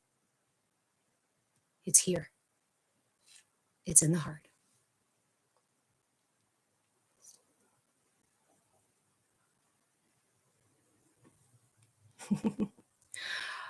D Strong, hi again. Are you ready to stand before Jesus, the mighty, and tell him his face? Well, Jesus itself is not a father, right? Jesus is actually the Son, the creation of the divine feminine and masculine. And Christ was telling us that it is not outside of us, that the Father, the source, that energy lives within us. The manipulation is when the purity of those teachings, the truth of those teaching has been flipped upside down and on its head by telling you that instead of being inside of you, source is outside of you. And instead of teaching you that Christ teaching you that you are perfect in and of you are, and you are loved by God as you are, instead they take the stories and they turn it around to Christ saying, you are a bad sinner and you're supposed to follow my Father and you're supposed to do what he said. And then we also further manipulate it by changing what the images, the effigies that represent these individuals, and turning them into something that we can use for fodder for propaganda. And if you'd like to know how that process works and how religion has been the source of our collective manipulation long before marketing and media and shit took the reins, then I encourage you to go grab my book, Energy for Sale, or just freaking hang out in here because we talk about it all day long. This book talks about the energetic blueprint for consumer conditioning. And in the very beginning, we go back to how religion has, okay, so here, I'll read you a little section here. In ancient times, messaging was delivered through oral tradition, ritual performance, and religious decree. Temples weren't just sacred places, they were centers of social, economic, and political influence. Kings ruled not only through force, but through story. Religious institutions have long used symbolic language, relics, and fear of the unknown to control populations. Consider the Crusades. Marketed as holy duty, these religious wars were sold to the masses as pathways to heaven, redemption, and honor, often masking the pursuit of land, power, and wealth. Consider the Inquisition and the Salem witch trials. Did I say the Crusades before? The Inquisition, the Crusades. These events, the Inquisition and the Salem witch trials, these events used spiritual fear and moral panic to control dissent and enforce conformity. Women, outliers, and healers were demonized, framed as threats to the spiritual order. So we must understand and be able to sort through the parts of truth that have been flipped over on their heads and turned into propaganda for a means of control. Because humans are human. And in our imbalance, we seek to control others and we seek to control our external environment instead of learning to align ourselves with it. Aligning ourselves with it requires vulnerability, requires trust, requires truth. And if we cannot build upon a place of trust and a place of having our needs met and a place of building up on our truth, then we will never be able, then we will stay in those patterns of control and need and domination. And we are experiencing that again in our world because what are we seeing? Another huge religious push for control. But we are not meant to be controlled. But again, they're operating on a narrative that's been around for quite a long time that says there's a sky daddy up there that is totally controlling you because you're broken, wrong, bad, ignorant, sinful, terrible, and whatever. And that these weird things had to occur to make you feel guilty. Oh, you better be good now because I TikTok. Because I sacrificed, my son, because what a guilt trip. What an absurd guilt trip. I am a reverend. I've been a reverend, a non-denominational reverend for the last 11 years. I started in Catholicism, ended up going to seminary school to dive way, way deeper after exploring things like Buddhism and the Vedic sciences and finding that there were insights that aligned with Catholicism. And I was like, but wait, I thought these were different. They're not different. There's a truth underneath. Holy shit. And if you actually go and read the different books and are willing to enlighten yourselves just a little bit, open up your perception, open up your throat chakra, open up your heart, and be willing to receive truths that are not already imprinted on you by the enculturation process, which happens when you're unconscious, then you might actually be able to see the beyond the illusion that is propped up in front of you to keep you weak and to keep you away from your personal sense of power. And source never intended, God, Christ, Buddha, none of them ever intended for you to bow down and be controlled. That's not what this universe is for. But we can be sold the narrative that says that you should be. And if that's the case, then we all go, oh no. And what does that do? It creates contraction. What do we talk about? Tension in the body is not maintainable, is not sustainable. So we have to release it. But when you are filled with these narratives that cause tension, tension, tension, tension, tension, tension, you end up way the fuck out of balance, and you really struggle with making a good decision for yourself and for the people around you. And your beliefs about the world and your perception about the world is going to be projected out into the world. And so you are constantly going to be living in the perpetual state of fear and discomfort and suffering because it was encouraged by the narrative that you ate hook, line, and sinker because you were unconscious. It's not your fault. But as wise, as able humans, it's our responsibility. What is my responsibility? My ability to respond. Otherwise, I'm just being reactive. Otherwise, I'm just repeating the same actions over and over and over again. What does religion do? It tells you to repeat the same actions over and over and over again. Not the same, right? There's dogmatic stuff like that that'll teach you to do the exact same thing over and over again every day. And then get you stuck. All right, now I'm 50 comments behind. So I'm going to scroll. I'm sorry if I missed it. But is D Strong still chatting away?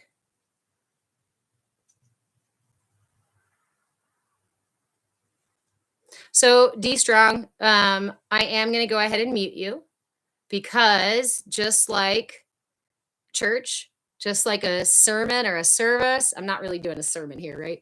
This is a classroom, just like any other classroom or any other event, even a birthday party. If you come in intentionally to tell other people that you don't like what they're doing and you're judging what they're doing and you think they should do something else and it's your job to tell them, all you're doing is projecting your own imbalances. All you're doing is projecting your own fear and your own insecurity onto other people. And if that's the case, what happens? But you are ushered out of that space because you are being irresponsible with your energy. And the best thing for us to do when people around us are being irresponsible with our energy, with their energy, is to turn our attention away. Can we have the opportunity to have a discussion about it? Yes. If they're not interested or if they're continuing to try to push that narrative and whatnot and being in control of the situation, then we go ahead and ask them to leave because, okay, you're not being responsible in this space. If you came here to learn and to share ideas and to have discussions, you're more than welcome to do that, right? And that's why I don't block people unless you're really out of line. Then I'll block you. But otherwise, most of the time I say, come back, talk again. But do not come in here if you think that you are the one who can control the situation. And in fact, if you have that much of a need, like I do, to express the truths that occur within me that I understand about the world, then my friend, go get your own live. You can even invite me to it. You can post videos online. You can do whatever you want. You can push that narrative as long as you like to. And guess what? There's a lot of people who are doing that. And there's even other spaces where you can go talk about that particular narrative. There's plenty of those spaces available. It boggles my mind the need to like go into somebody else's house and be like, oh my God, you are living totally wrong. It's such a Virgo. It's such a like out of balance Virgo thing to be like, well, I know the one answer for everybody. And if everybody does not believe my one answer, then obviously you're broken and wrong. So it generates this kind of arrogance and balance and doesn't allow me to connect with my humanity, which says we're all actually facets of the same prism. We're all actually parts of the same whole. Therefore, none of us can be wrong or right or good. Guess what? It's parts of the same body. Do I like my eyes better than I like my butt? My poop? I don't know. Yes. I like my cheeks and my eyes and maybe my ears more than I do my armpits when they're stinky, right? But my armpits need to release toxins.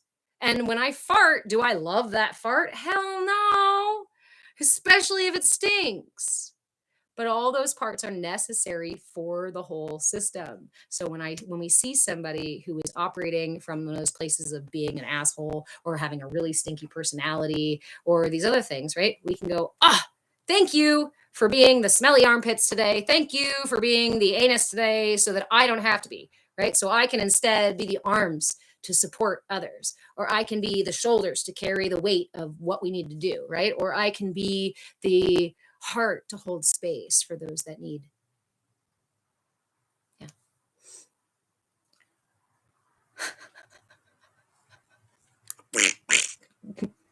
Born to work. Different waves of the same ocean. I always think about it like this too, is that like Paige, are they bots? They could be bots because again, we have like a massive propaganda push for some really extreme religious ideals at this point, and for a means of control. So there actually is a pretty big push on social media. You'll see a lot of those bots, and they're using AI for those kinds of things too, and they're making false content and stuff like that. So oftentimes, again, this is why we disengage. We engage for a moment, and if we're not dealing with a human, whether it be a human who is just so caught up in their own world that they're not able to human, they're just peopling instead, or an actual bot, right? We treat them as humans. And then if we end up peopling or botting, then we say, okay, go ahead and go other places. And if you can come back again and human with us if you'd like to. Jessica, you like the prism? This is again one of my favorites. Is actually, again, it was a meditation, sitting there watching the sunlight shine through the prism and making rainbows on the wall, that I was like,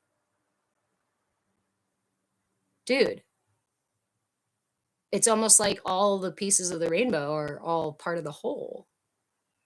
And it's almost like some folks take the idea of the rainbow being separate of parts of the whole, and they say to you, yes, God created a whole rainbow. But the only way for you to get into heaven, the only way for you to get rewarded through this little narrow pathway, is if you are a yellow color. Anybody else? Oh, you choose to be purple? Well, you're not going to get into heaven. Oh, you choose to be red? Oh, God, you're awful and terrible and bad and sinful. The only way to be is to be yellow, because that's right here in the middle of the rainbow. Anything else that is not me is obviously bad and wrong. And that's how you know it's a false narrative. If that false narrative starts to make you contract and make your energy go like this and make your understanding go like this, it's the opposite of the whole movement of the universe. The entire universe is expanding. We are all evolving collectively. So the more you do this, the more you contract, the harder you're pushing against the collective evolution that that source is leading us through, that the entire universe is going through.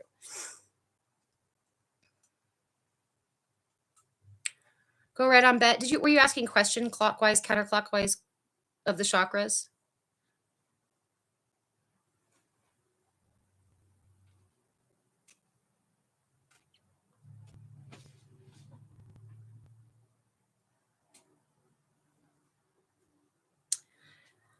Bornberg, thank you for reporting. I also just don't know sometimes when to report and not. And yeah. Cool, cuz I'm very grateful that happened with D Strong. It was so helpful to hear your response to him. And that's why I don't immediately, that's why I don't just block people, and that's why I don't immediately mute them. For those of you who are moderators in here, I deeply appreciate your ability to make that decision, because there are some people who are just outright disruptive and there's no conversation to be had. And I appreciate when you guys just mute those folks. And sometimes, like D Strong, who's been in here before with the exact same energy, we know it's a really good opportunity to talk about what that projection looks like, and talk about how that manipulation has gotten into our energy body such that it's so heavily manipulated us that our scales are not even balanced enough to make, that our decisions are heavily weighted. There we go. That's how I can say that. Me too, cool clothes. Indiglo, it's the same as the Rainbow Road of Asgard. It leads to the white light. But everybody is allowed to go in their own color. Whereas, extremism is to say, no, everybody else is wrong and only I'm right. And this is what we're dealing with in terms of probably terms I can't say here on TikTok. So we're going to go ahead and use the analogy of the rainbow to talk about those larger issues that we're dealing with globally and socially here, here at home, is the manipulation of the mind and of the energy to believe that only one way is best. And guess what? Let's talk about that, because that's even cooler. Okay. All caps is usually giveaway. Yeah, but also boomers write in all caps. So I can't, I don't judge bots based on all caps. And sometimes I write in all caps.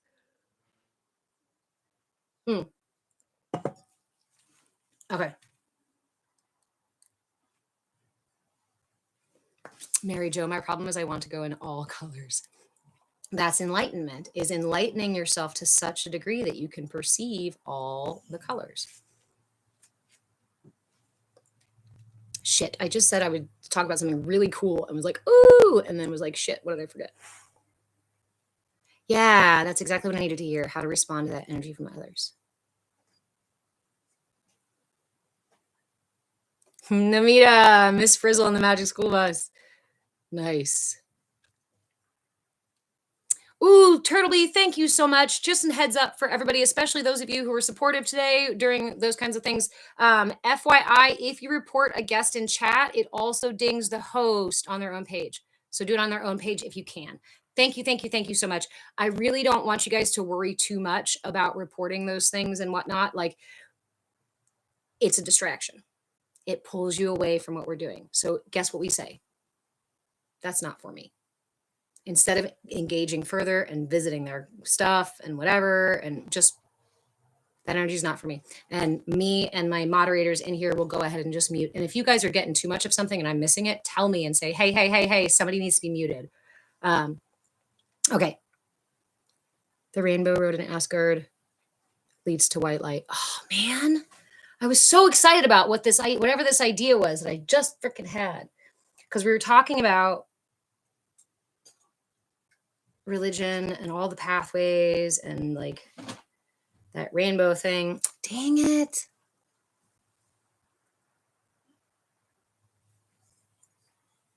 Maybe it wasn't just Tim Horton. The rainbow going in all colors. I think I missed it. I don't think it was that there's only one way. Right. And that's why I was like, there was something really good and juicy in there. And it got whisked away.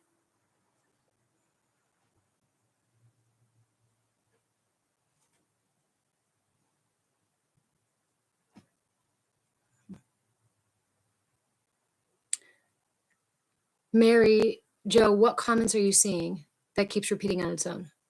I don't see any comment that's repeating on its own. Oh, your comment. That were comments repeating itself? No. See, extremism sounds like micromanaging. It really does. That's it. That's what it is.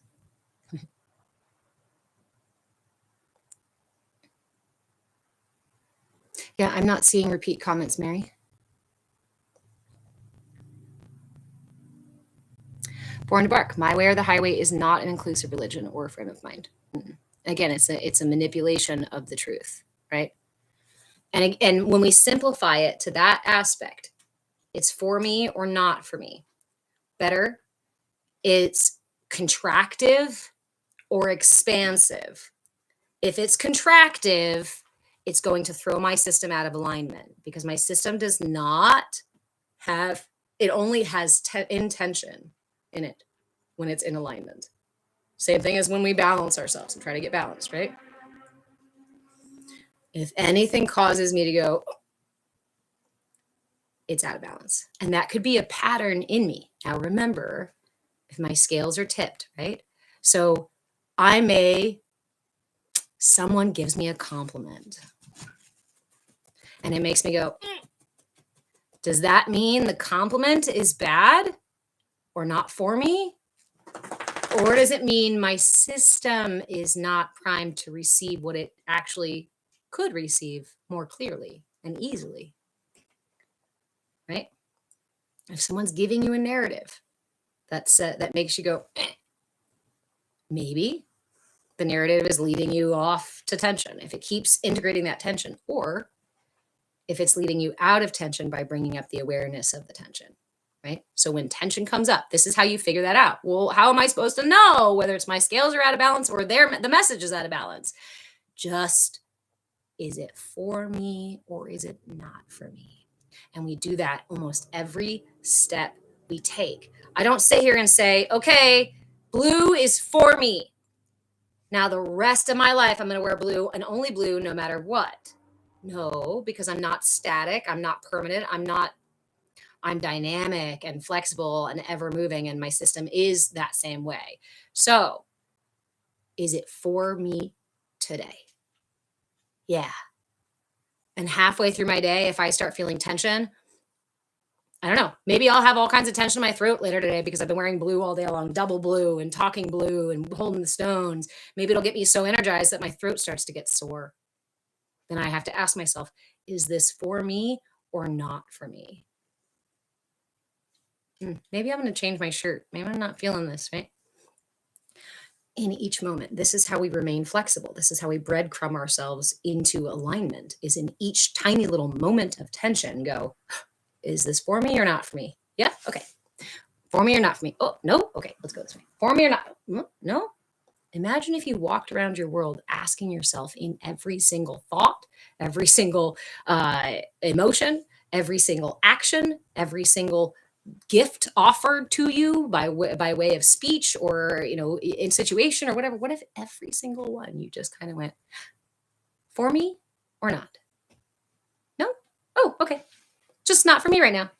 For me right now or not? For me? Oh, cool. It's for me right now.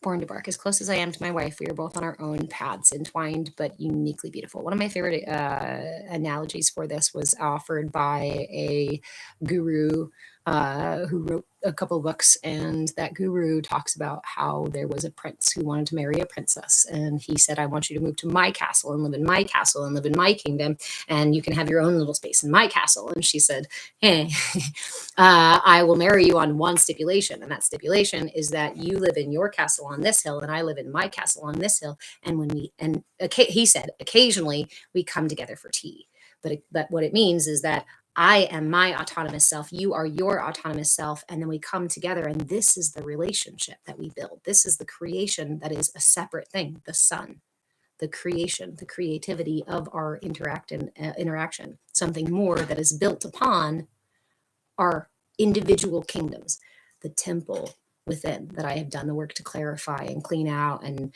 to update and whatnot. That way, when I invite you to my temple, you perceive the purer version of me, rather than me having a temple that's got trap doors and pulleys and invisible lasers, right? We have a lot of that set up because we're afraid, because a lot of people have come into our temples. We let people into our temples who are not trustworthy, who've hurt us, who've messed up our temples and drawn all over the walls and said nasty shit. And so now we keep seeing those things on the walls, and some of our windows are broken and somebody's shit in the corner over there and it really smells, but you don't want to talk about it, right? Some of our temples need some housekeeping. Somebody left. Okay. Pain on the left side by lower rib. What's a good mudra? So lower rib, left side, you're talking about your solar plexus here. But your left side is also your lunar aspect, right? So I would offer something.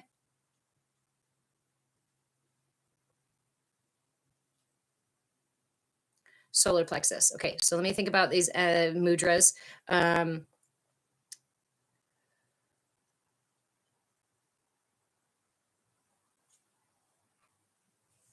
Which way do we do this one? Because there's this mudra for the solar plexus. That's not the one we want, because that's boosting to the solar plexus. And we want balancing for yin and yang. Honestly, if you just curl your thumbs in to take the digestive fire in, curl all the rest of the fingers around, bring the fists together, and just hold right in front of the solar plexus.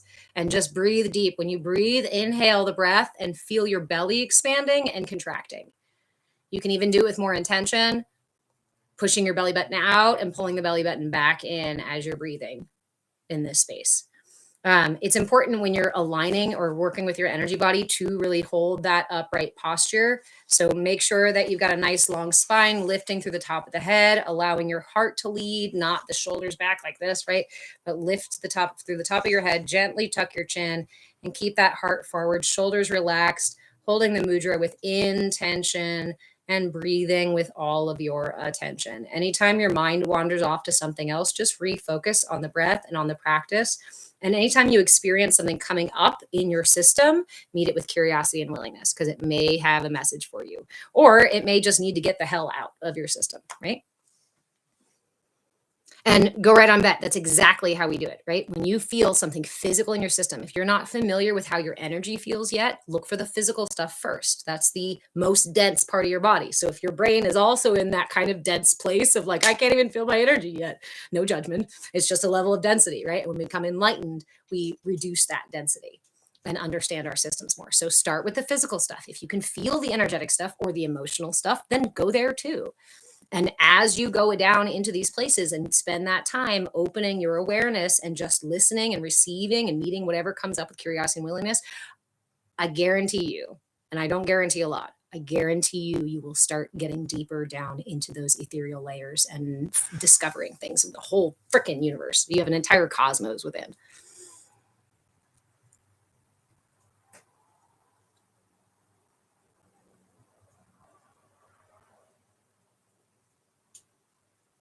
Catching up on comments here. Thank you guys for the gifts.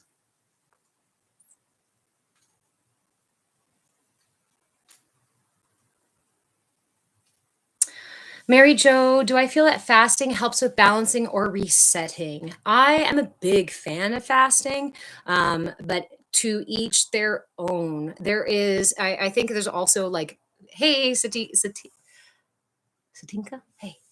As in terms of fasting, we need to be prepared for it. It can be really rough on the body if you just suddenly drop into it. And it does cause physical responses from the system that can be really positive and supportive, but can also really be really detrimental. So if you are interested in fasting at all, I encourage you to, again, you can either grab coaching with me or you can go research it on your own or find somebody else that'll guide you through fasting, especially if it's your first time doing it, because there's a lot of things that you can do to make it way more productive and easy on your body. Because if we jump in both feet and go, I'm just going to stop eating today and not eat for 3 days, you could end up hurting your system. You could end up actually in trouble, like in the hospital kind of deal, like needing the doctor kind of deal. And what is it going to do? It's going to break trust. If I want to use fasting to reset and rebalance my system, I cannot do it by force. And often we think about fasting as controlling, as forcing ourselves to not eat. But in reality, that process is about being fully present and making that choice in each moment and being present with the process more so than force. It's not just about ignoring my hunger. It's about learning to redirect the energy of it and learning to take care of my body in that space. Thank you, Juliana. I'm going to go ahead and pin you up here. Thank you. I do have private coaching options available. They are available on Patreon. I move with change on Patreon. Amy, you said, I heard water fasting is amazing, but you can't do it, that you're diabetic. Again, if you're interested, I would encourage you to potentially see an Ayurvedic practitioner. Ayurveda deals with diabetes very differently than we do here in the West. And I would encourage you to find tools that work for you. You may not be able to do like you may not be able to just jump into doing a water fast, right? But maybe with some support over time, you'd be able to do different kinds of fasts. So again, like the foundation here, the most important piece here is that trust that we're building with ourselves. If you've ever, I'm not even going to list the things. We have all broken trust with ourselves before. Unless you're a healed guru right now, you've probably broken trust with yourself before. And your system, your defenses will defend you even from you. Your system is designed to help your truth, your essence, survive. If you are an enemy to your essence, your defenses will stay up. So the way we deal with the internal space is not the same as hammer and nails. And we don't, when we're building muscle, we've got to contract and, we've got to break the muscles so that they rebuild and whatnot. We've got to go no pain, no gain. That is a very material, external way. When we are working with the ethereal, we invite, we receive, we show up with curiosity and willingness, and we allow. The misconception is when we go in there like this. And again, the system has distorted the message. So a lot of us end up going in there like this, thinking that's how we're supposed to do it. Satinka, you said my nervous system is trying to heal from 19 years of trauma. How should I start? Okay, so my favorite suggestion for how to start is with 5 minutes a day.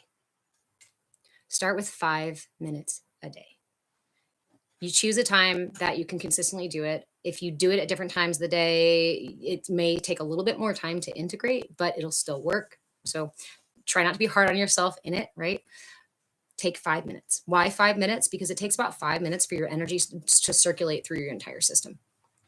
So for 5 minutes, I like to put a timer on in the morning. And when my timer goes off, right, I'll spend just 5 minutes here with myself, sometimes longer if I want to.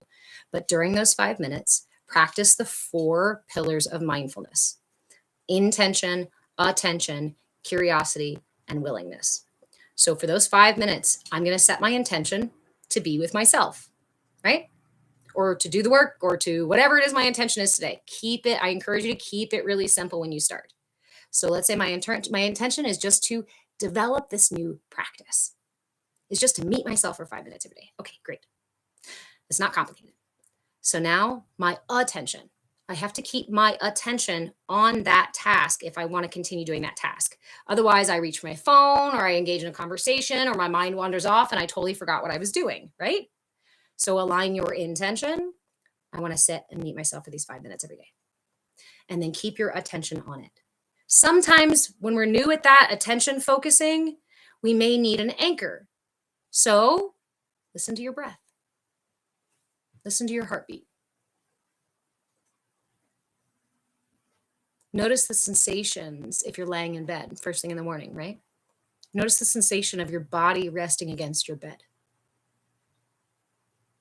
Feel whatever your digestion is doing in that moment. Just bring your attention inside.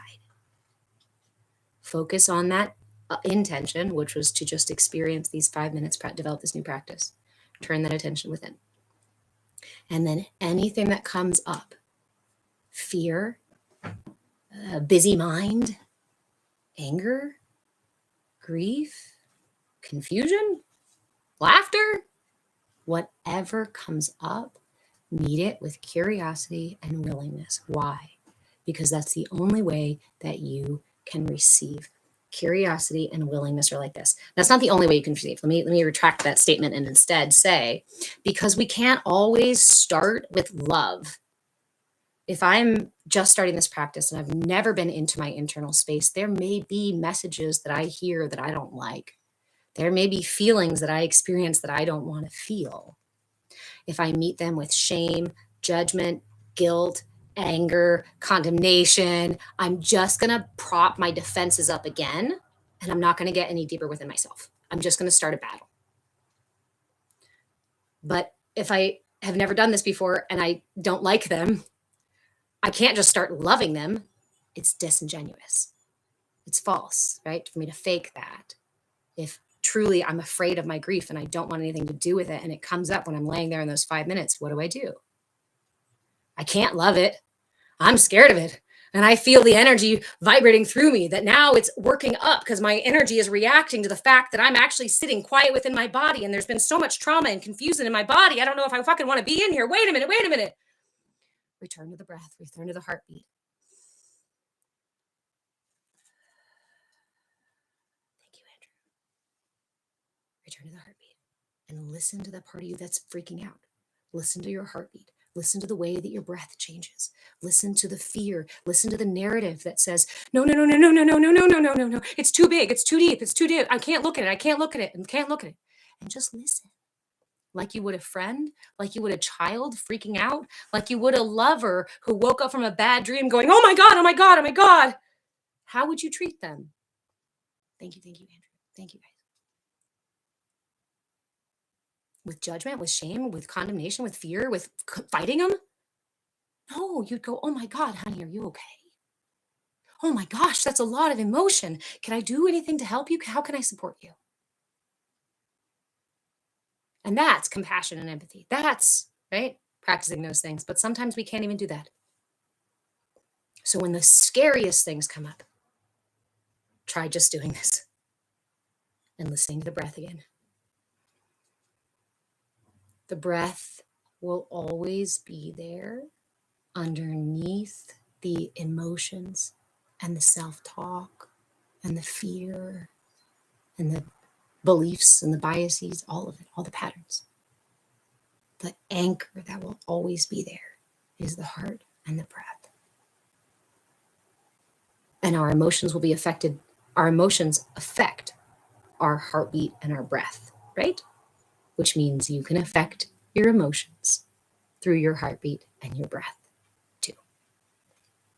Thank you, Blindly Evolving. I do offer private coaching. I do offer group coaching. We do have, well, hopefully we'll get our watch parties back in Discord right now. I'm in the middle of moving, so I can't take on a ton of coaching clients. But if you're interested in doing coaching, I have weekly group coaching. I have a monthly membership where you can do just an hour once a month, or you can split it into smaller sessions if you'd like to.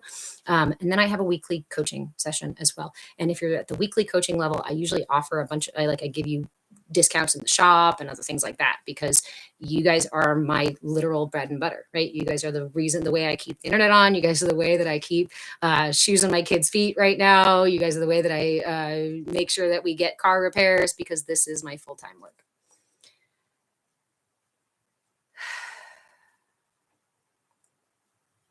Satinka, I have CPTSD. Me too. I have been doing my meditations in the morning. Nice. Oops, TikTok crashed. Was it too good, guys? Was it too raw? Was it too... Okay. Thank you, Cade. See if I missed anything. Andrew, how do I help de-escalate a BPD spiral? Ooh, and user 98512072463370. Ooh, you just hit something on the head there. Hit the nail on the head there. Scientific studies prove that subconscious choices happen before conscious awareness. Why? Why do you have choices that are being made before your brain makes them? Because your energy body is reacting based on the program that you were programmed with through the enculturation process that we all get. Yes, there is a knowing and a wisdom beneath your conscious mind. But in the West, we say, no, everything that all that we is the conscious mind. All that we is the conscious mind. There's nothing else. That's why the scientific community is like, oh my gosh, something happens before the brain decides? Yes. Yeah, a lot happens. And if you want to dive deeper into that understanding, into how those things actually react to the world, I encourage you to go look into the Heart Math Institute. Heart Math Institute has been doing scientific research on this kind of stuff for several decades now. If you want to get even deeper, go to the Vedic sciences. They've been around since 1500 BC. Okay, Andrew, how do you help de-escalate anybody else's situation?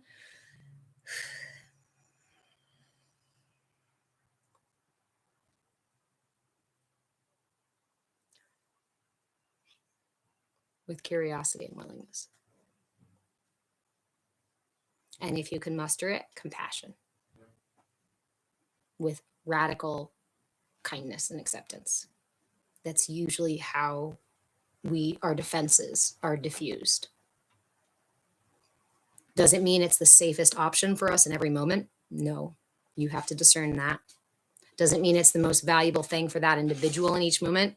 No. And that needs to be discerned too. So the question is this for me to do or not? And also, while we can use others as a crutch and we can support each other and whatnot, ultimately we encourage people to eventually do their own work and stand on their own 2 feet and learn to catch their own fish. Otherwise, they will come to us again and again to feed them fish. So the question is, are you de-escalating as a means of, again, not in a negative way, but as a means of controlling the situation for the person?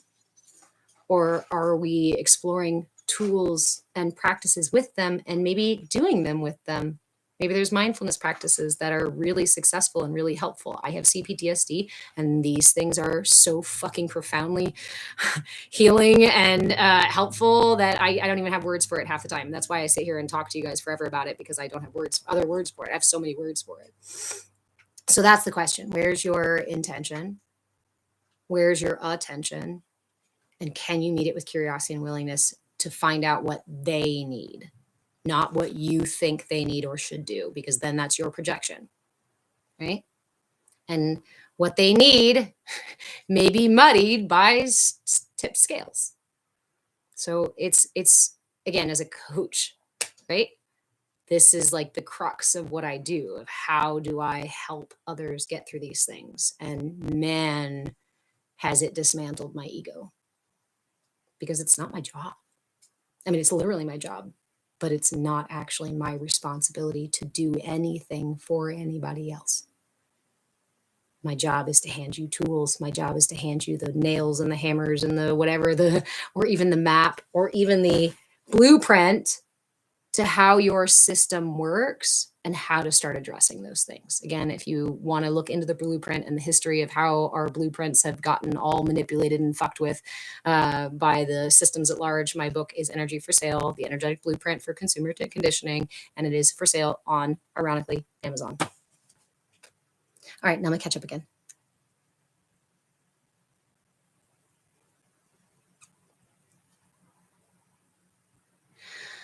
Cade, FYI, why don't you sell your stuff on TikTok like mood patches? I don't do mood patches. I don't know what mood patches are.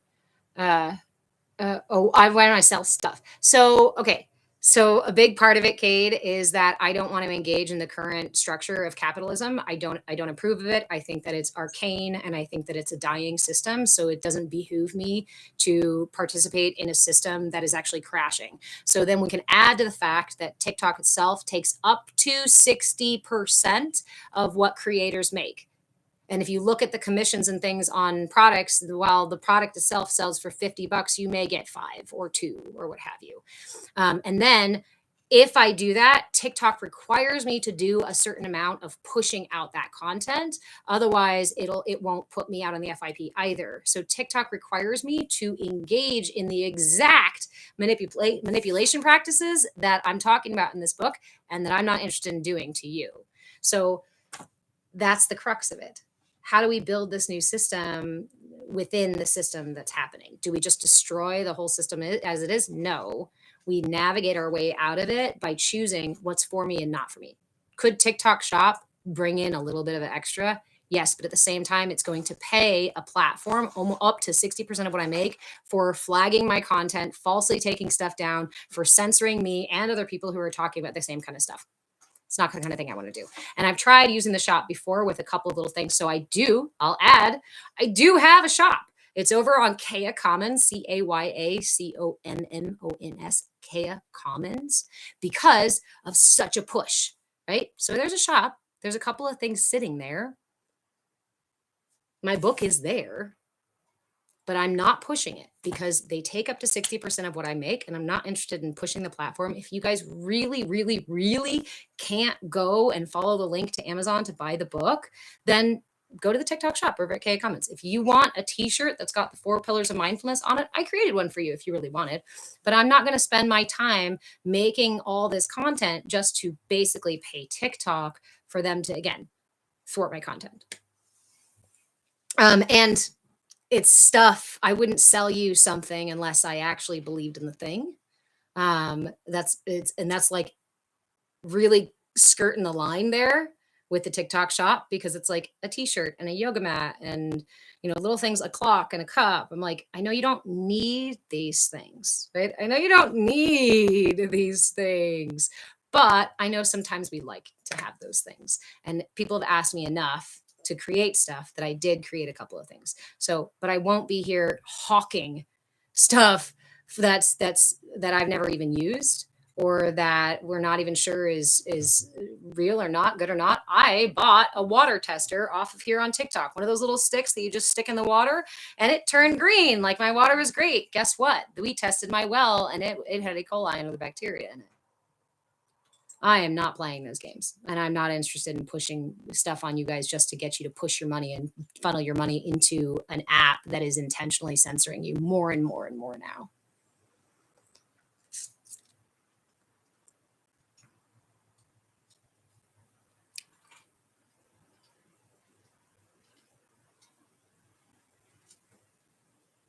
Born to Bark, I'm not BPD, but sometimes you just need space to process.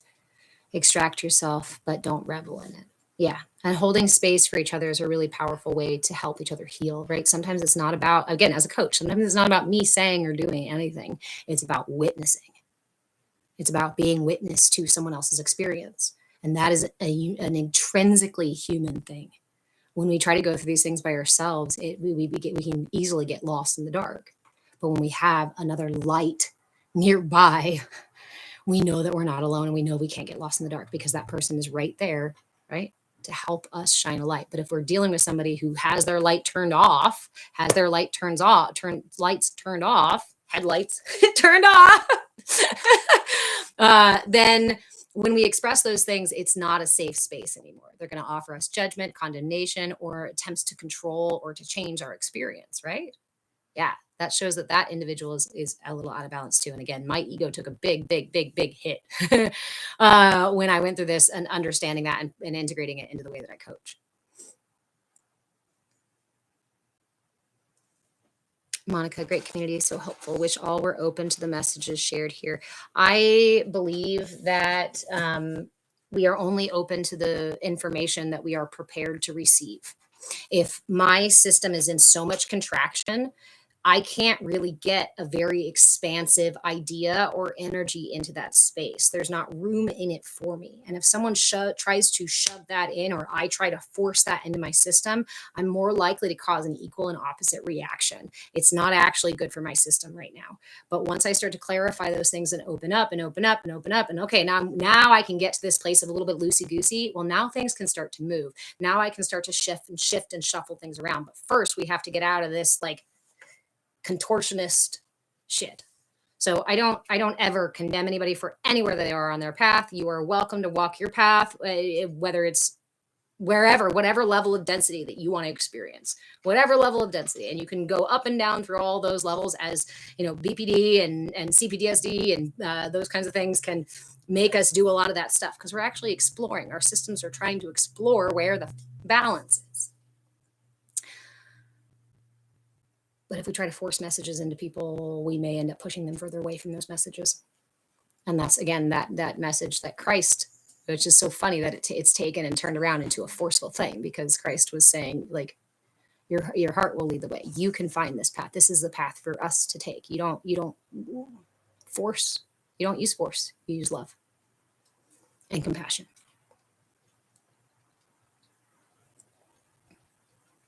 Born to bark, the ego has nothing to do with the amazing connection of helping others. I disagree. Just from my personal experience and deconstructing the idea that we have in the West about the ego. Because we talk about how we have to amputate the ego, we have to get rid of the ego, we have to push away the ego, the ego has to be gone, right? And the ego is just all bad. But in reality, remember, my system, while I was unconscious, while I was developing really young, guess what developed to protect me? My ego, my different personality triggers and character traits. This is actually my team protecting my essence, protecting the purest and most vulnerable part of me. When I recognize that, then my ego I can be grateful for. And I can recognize that my ego is not supposed to be the captain. But when I was not conscious and when I was not able to be the captain, my ego stepped in to protect us. Holy fuck, thank you. Holy shit, thank you so much. While I was passed out in the back seat, you drove us safely home. Whoa. When we change that narrative, we change our relationship with ourselves almost immediately. Holy shit.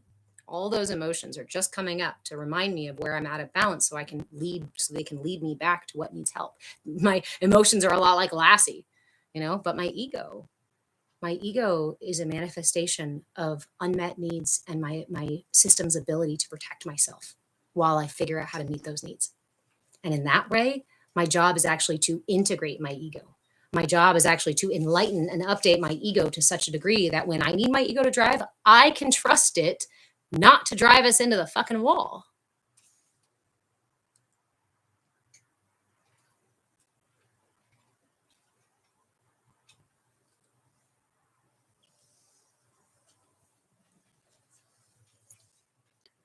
Okay, so let's talk about that again with the ego and the energy, because we talked about how we've got this system, right? And that our toroidal field of energy is generated by our heart. and that toroidal field of energy is finite energy, right? A finite amount of energy. There's only so much of it there. So if I only have so much of my energy to express through each of my chakra centers, each of my vortexes, right? And moving through my whole system, then that energy, watch. We talked about this a little bit. We touched on it a little bit. So let's say the ego manifestation that occurred because of my earliest experiences. We just said, I'm unconscious until the age of 8. You're in the theta brainwaves. You're not fully there. Thank you, friend. And during that time, when I was told to shut up and sit down and to quit being so loud and to stop being so pushy and to not do this, and I got spanked and punished and put in the corner, whatever the hell for that, what did that do? It taught my energy. Ashna, sorry. Bob.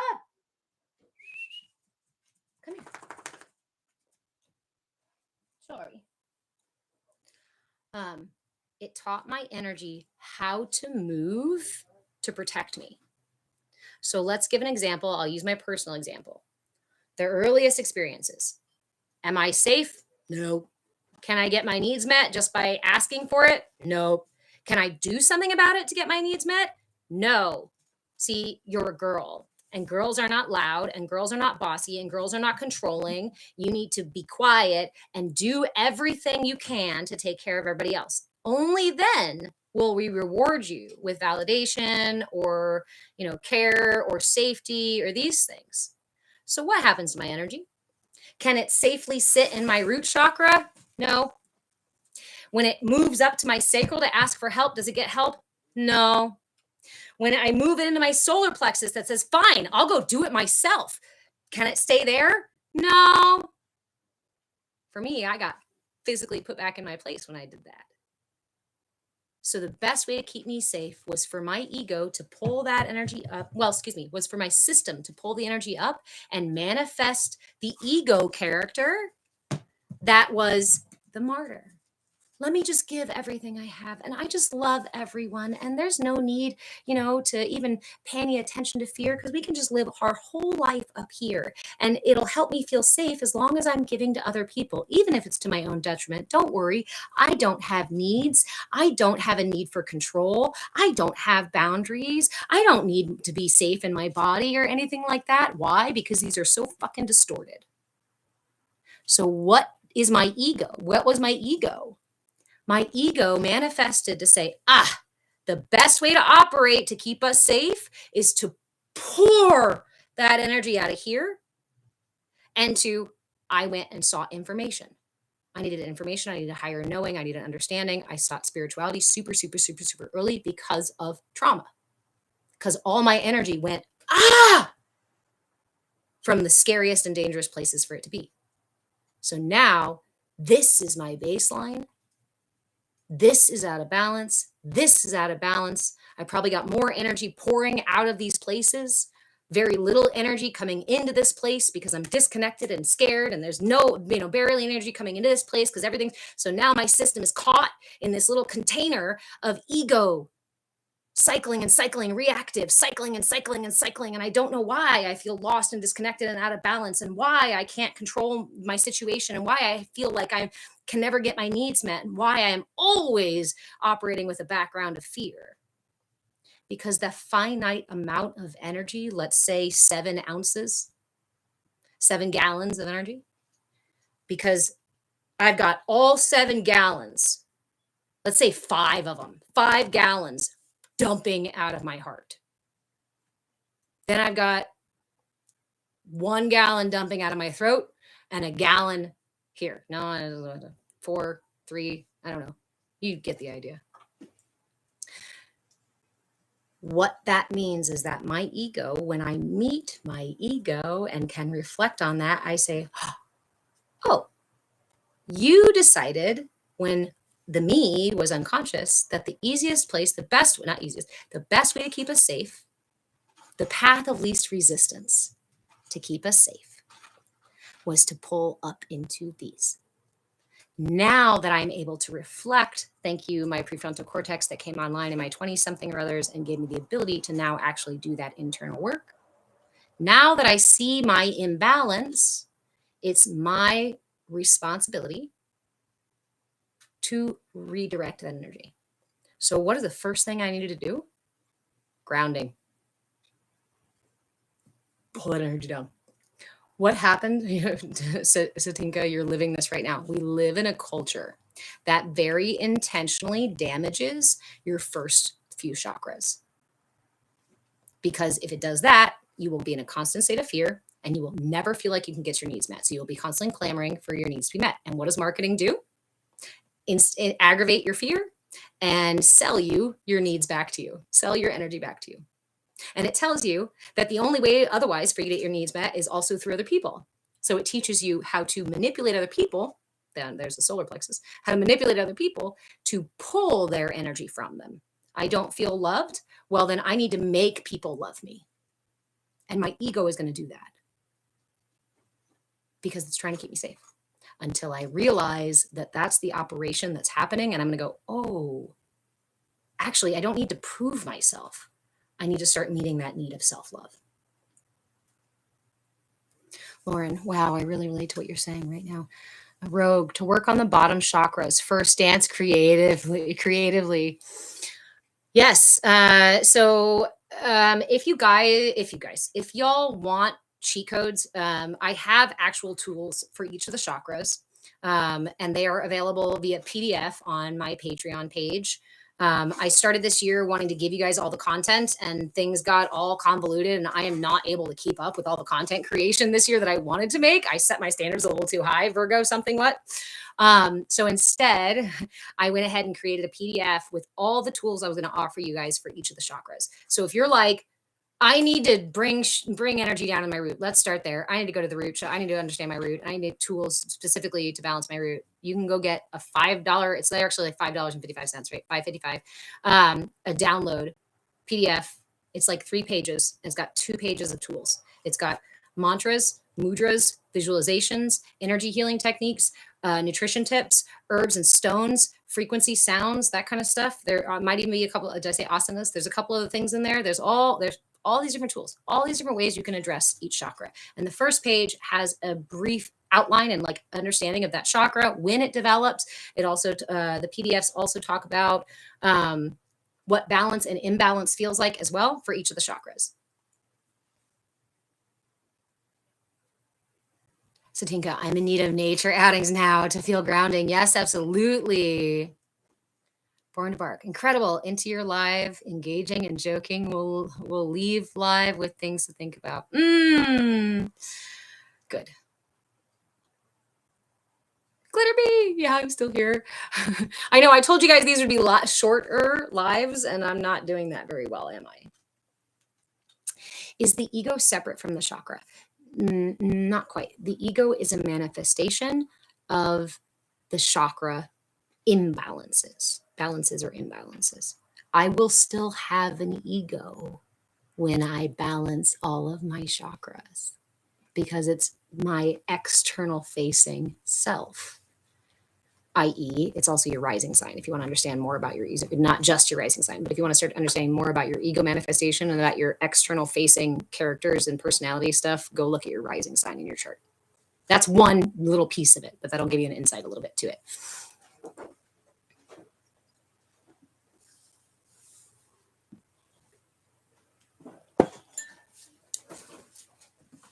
You're very welcome. You would love that information in terms of like tools for the chakras. Again, this year we're doing our Inner Light series.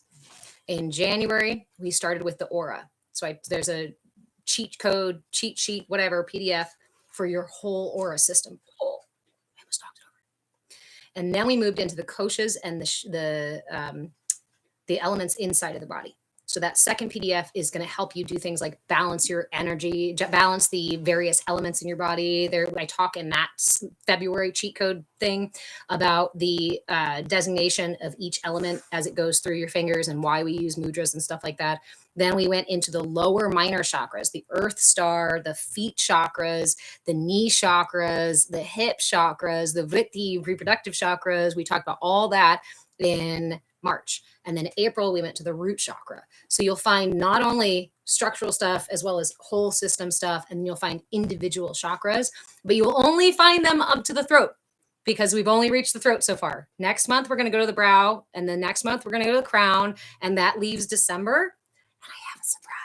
I'm actually crafting it right now, so I'm super excited about it, which makes it even harder for me not to give away the surprise because I'm like making it right now, but I'm really excited for the journey that we are going to take together in December. So I encourage you, if you like this stuff, if you want to do this journey, or if this sounds resonates with you, grab the cheat codes or even go look online. Again, I'm not sitting here with the money mindset stuff. I'm not sitting here telling you have to buy from me. If you want a curated list of some tools, I mean a lot, but not at the end all be all tools that work for each of these layers, you can go to my Patreon page. If you don't want to pay for anything, go online and go research tools, mudras, mantras, breath work, visualizations. You can find it all. And you can find people charging lots of money for it, but that's not the point in here, right? The point is to get the information to you so you can have the keys back to your temple. So you can adjust the sound of your instrument so it actually plays the song you want to sing.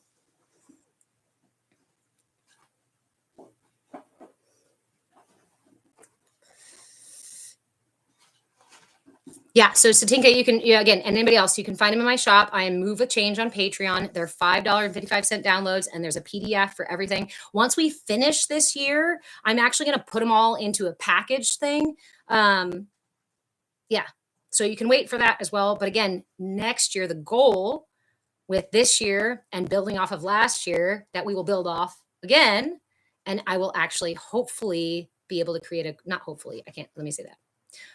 I am going to take the stuff we got this year and I'm going to start really turning it into a full-on course workshop, a bigger thing next year. I do need team folks who want to help build that because I can't do that all by myself. If you want to be part of that, please reach out to me. I know that there are some people who've reached out to me to help right now, but I'm literally in the middle of moving. And so things are very scattered. So I apologize if you've reached out and then like, oh, but you didn't tell me what I needed. You needed it or whatever. I'm like, I know. I might struggle to receive help just a little bit. So I appreciate those of you who also poke me a few times and say, hey, I said I would help. Did you really need anything? Or are you just, So I appreciate all of you.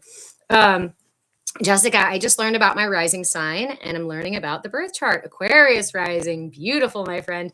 So just briefly into astrology here. Let me catch up here. Glittery, the PDFs are so comprehensive. Thank you, friend. Hi, Jason. How are you? I have to admit, I'm going through a bit of info overload while understanding my energy body. That's okay.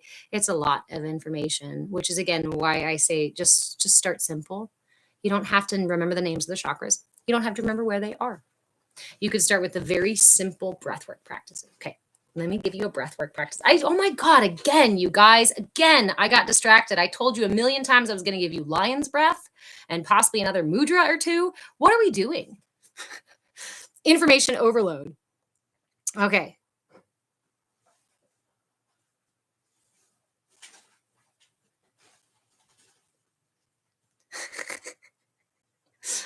Okay. Let me give these to you now because they are in the cheat sheets too. They are in the PDFs as well, the things I'm going to share with you here. So last week we talked about Brahmari breath, and I'm going to share that again. Yes, Floor, chakra, as we are, practicing, clarifying our speech. And as we are doing things like learning, changing the Western brain into understanding things like Sanskrit and whatnot, there is a learning process. So I appreciate your patience with me as my pronunciation may not be exact and correct every time. So life hack crib notes. Brahmari breath. If you want, and this will work too, Jason, for a full system check-in, right? For a Floor, thanks for taking that like a champ. Thank you for projecting your need to correct me like a champ. Okay, so Brahmari breath. Brahmari breath is good for relaxing the entire nervous system. It helps to soothe the mind, calm the mind. It can help to balance all the chakras. Why? Because you are an instrument, and these energies actually do radiate from you. They're the frequency, vibration, right? That kind of stuff. So Brahmari breath is a practice where we hum on the exhale, and on the inhale, we inhale and we exhale. Hold on a minute. So, Brahmari breath for a minute. If you'll just take a look and watch what I'm doing here.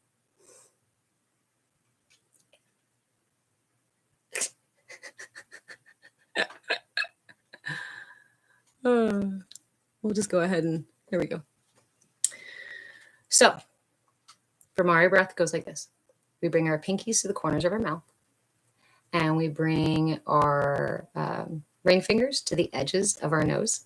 And then we close our eyes and we place our middle fingers over top of the eyelashes. And then we take our index fingers and put them at the top of the eye socket, just below the eyebrow there. So this is our mudra. We inhale and then close the ears. And on the exhale, a nice, long, strong hum.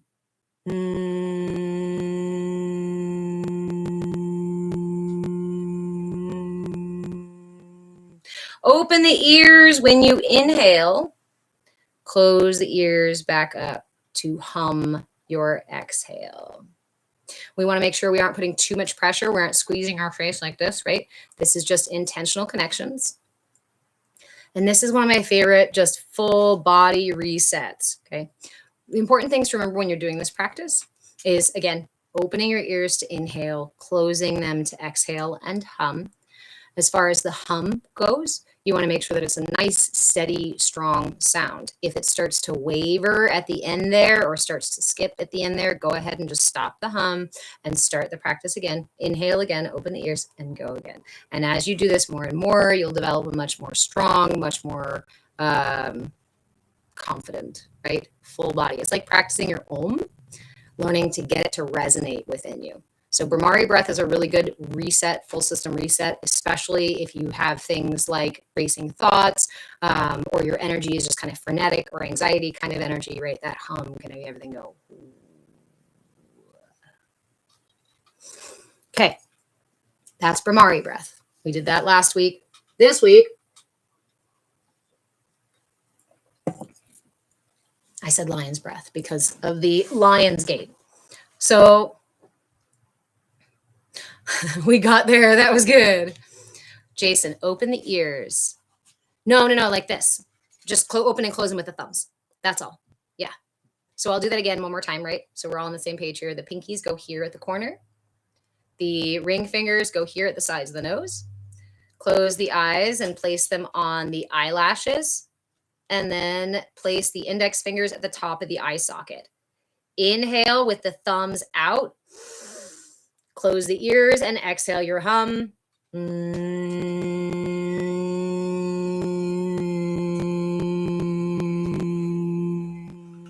Pull the thumbs out of the ears to inhale again, leaving the fingers on the face.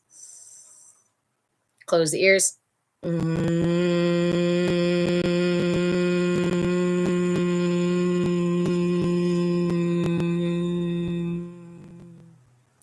Open the ears like so.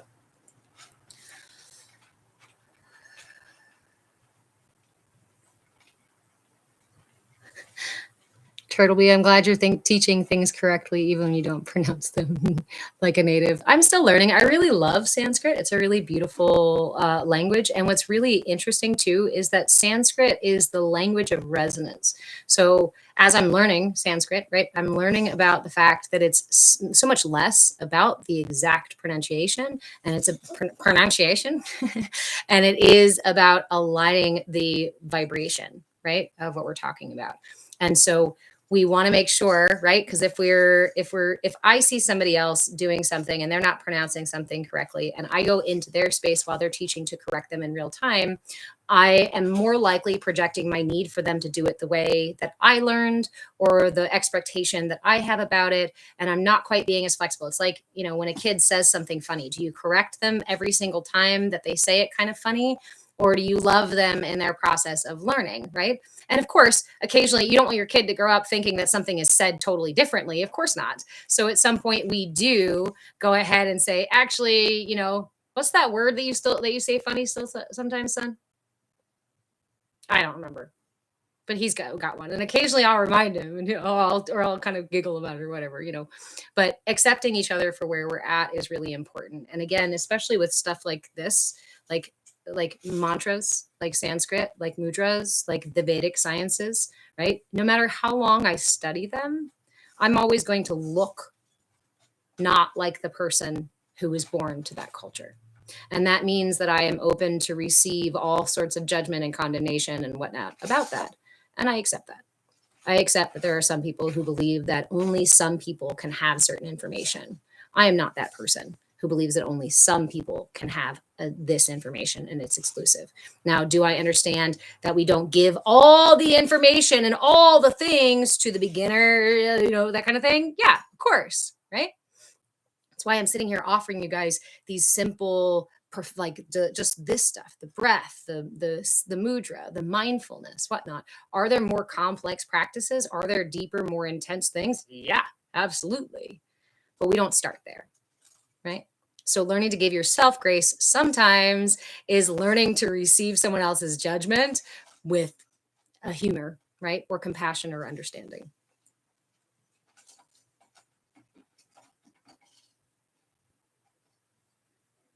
I'm going to catch up really quick here. Jason, I will try that. Thank you. Awesome. You are very welcome. Another one that's to me, well, actually, there is Brahmar pranayama, or not pranayama, mudra, that'll help balance the energy in the system. But this is more associated with the eyes and the ears, the mudra itself. So if you're wanting to balance your whole system and kind of bring everything back into order, the other mudra that I like to use for that is the Shukri mudra. And the Shukri mudra is done like this. We take all of our fingers in to touch the thumb as best you can. And then you just hold that. You can hold it in your lap. You can talk with it. You can hold it here or wherever you want to hold or wherever you want to do. This thing will help bring everything back into balance. The longer you hold it, the more it will resonate within you. I suggest at least 5 minutes because remember, it takes about 5 minutes for that energy to circulate.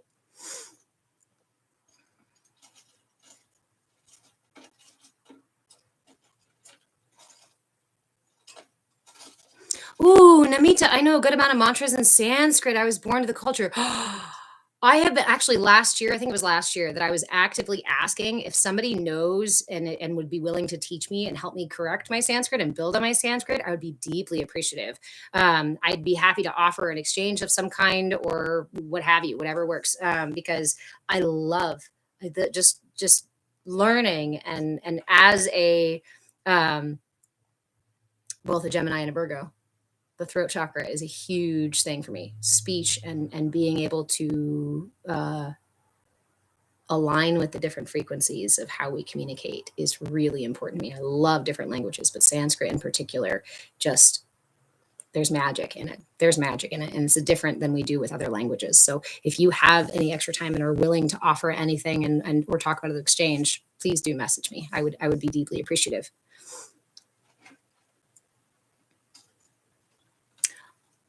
Namita, if I ever need assistance, your mother read and taught the books. Oh, see? Thank you.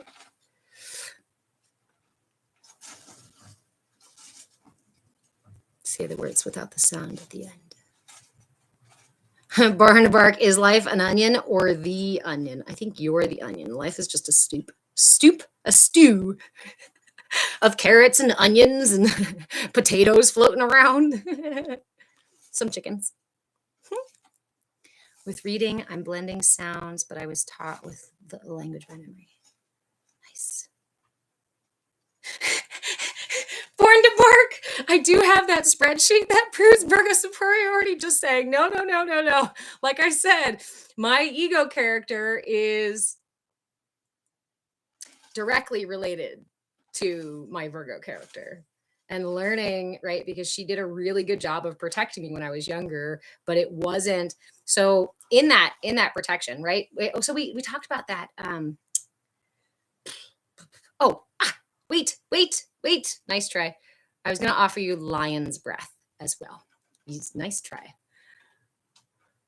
So lion's breath is one that you can do simply sitting. There is also a position that you can sit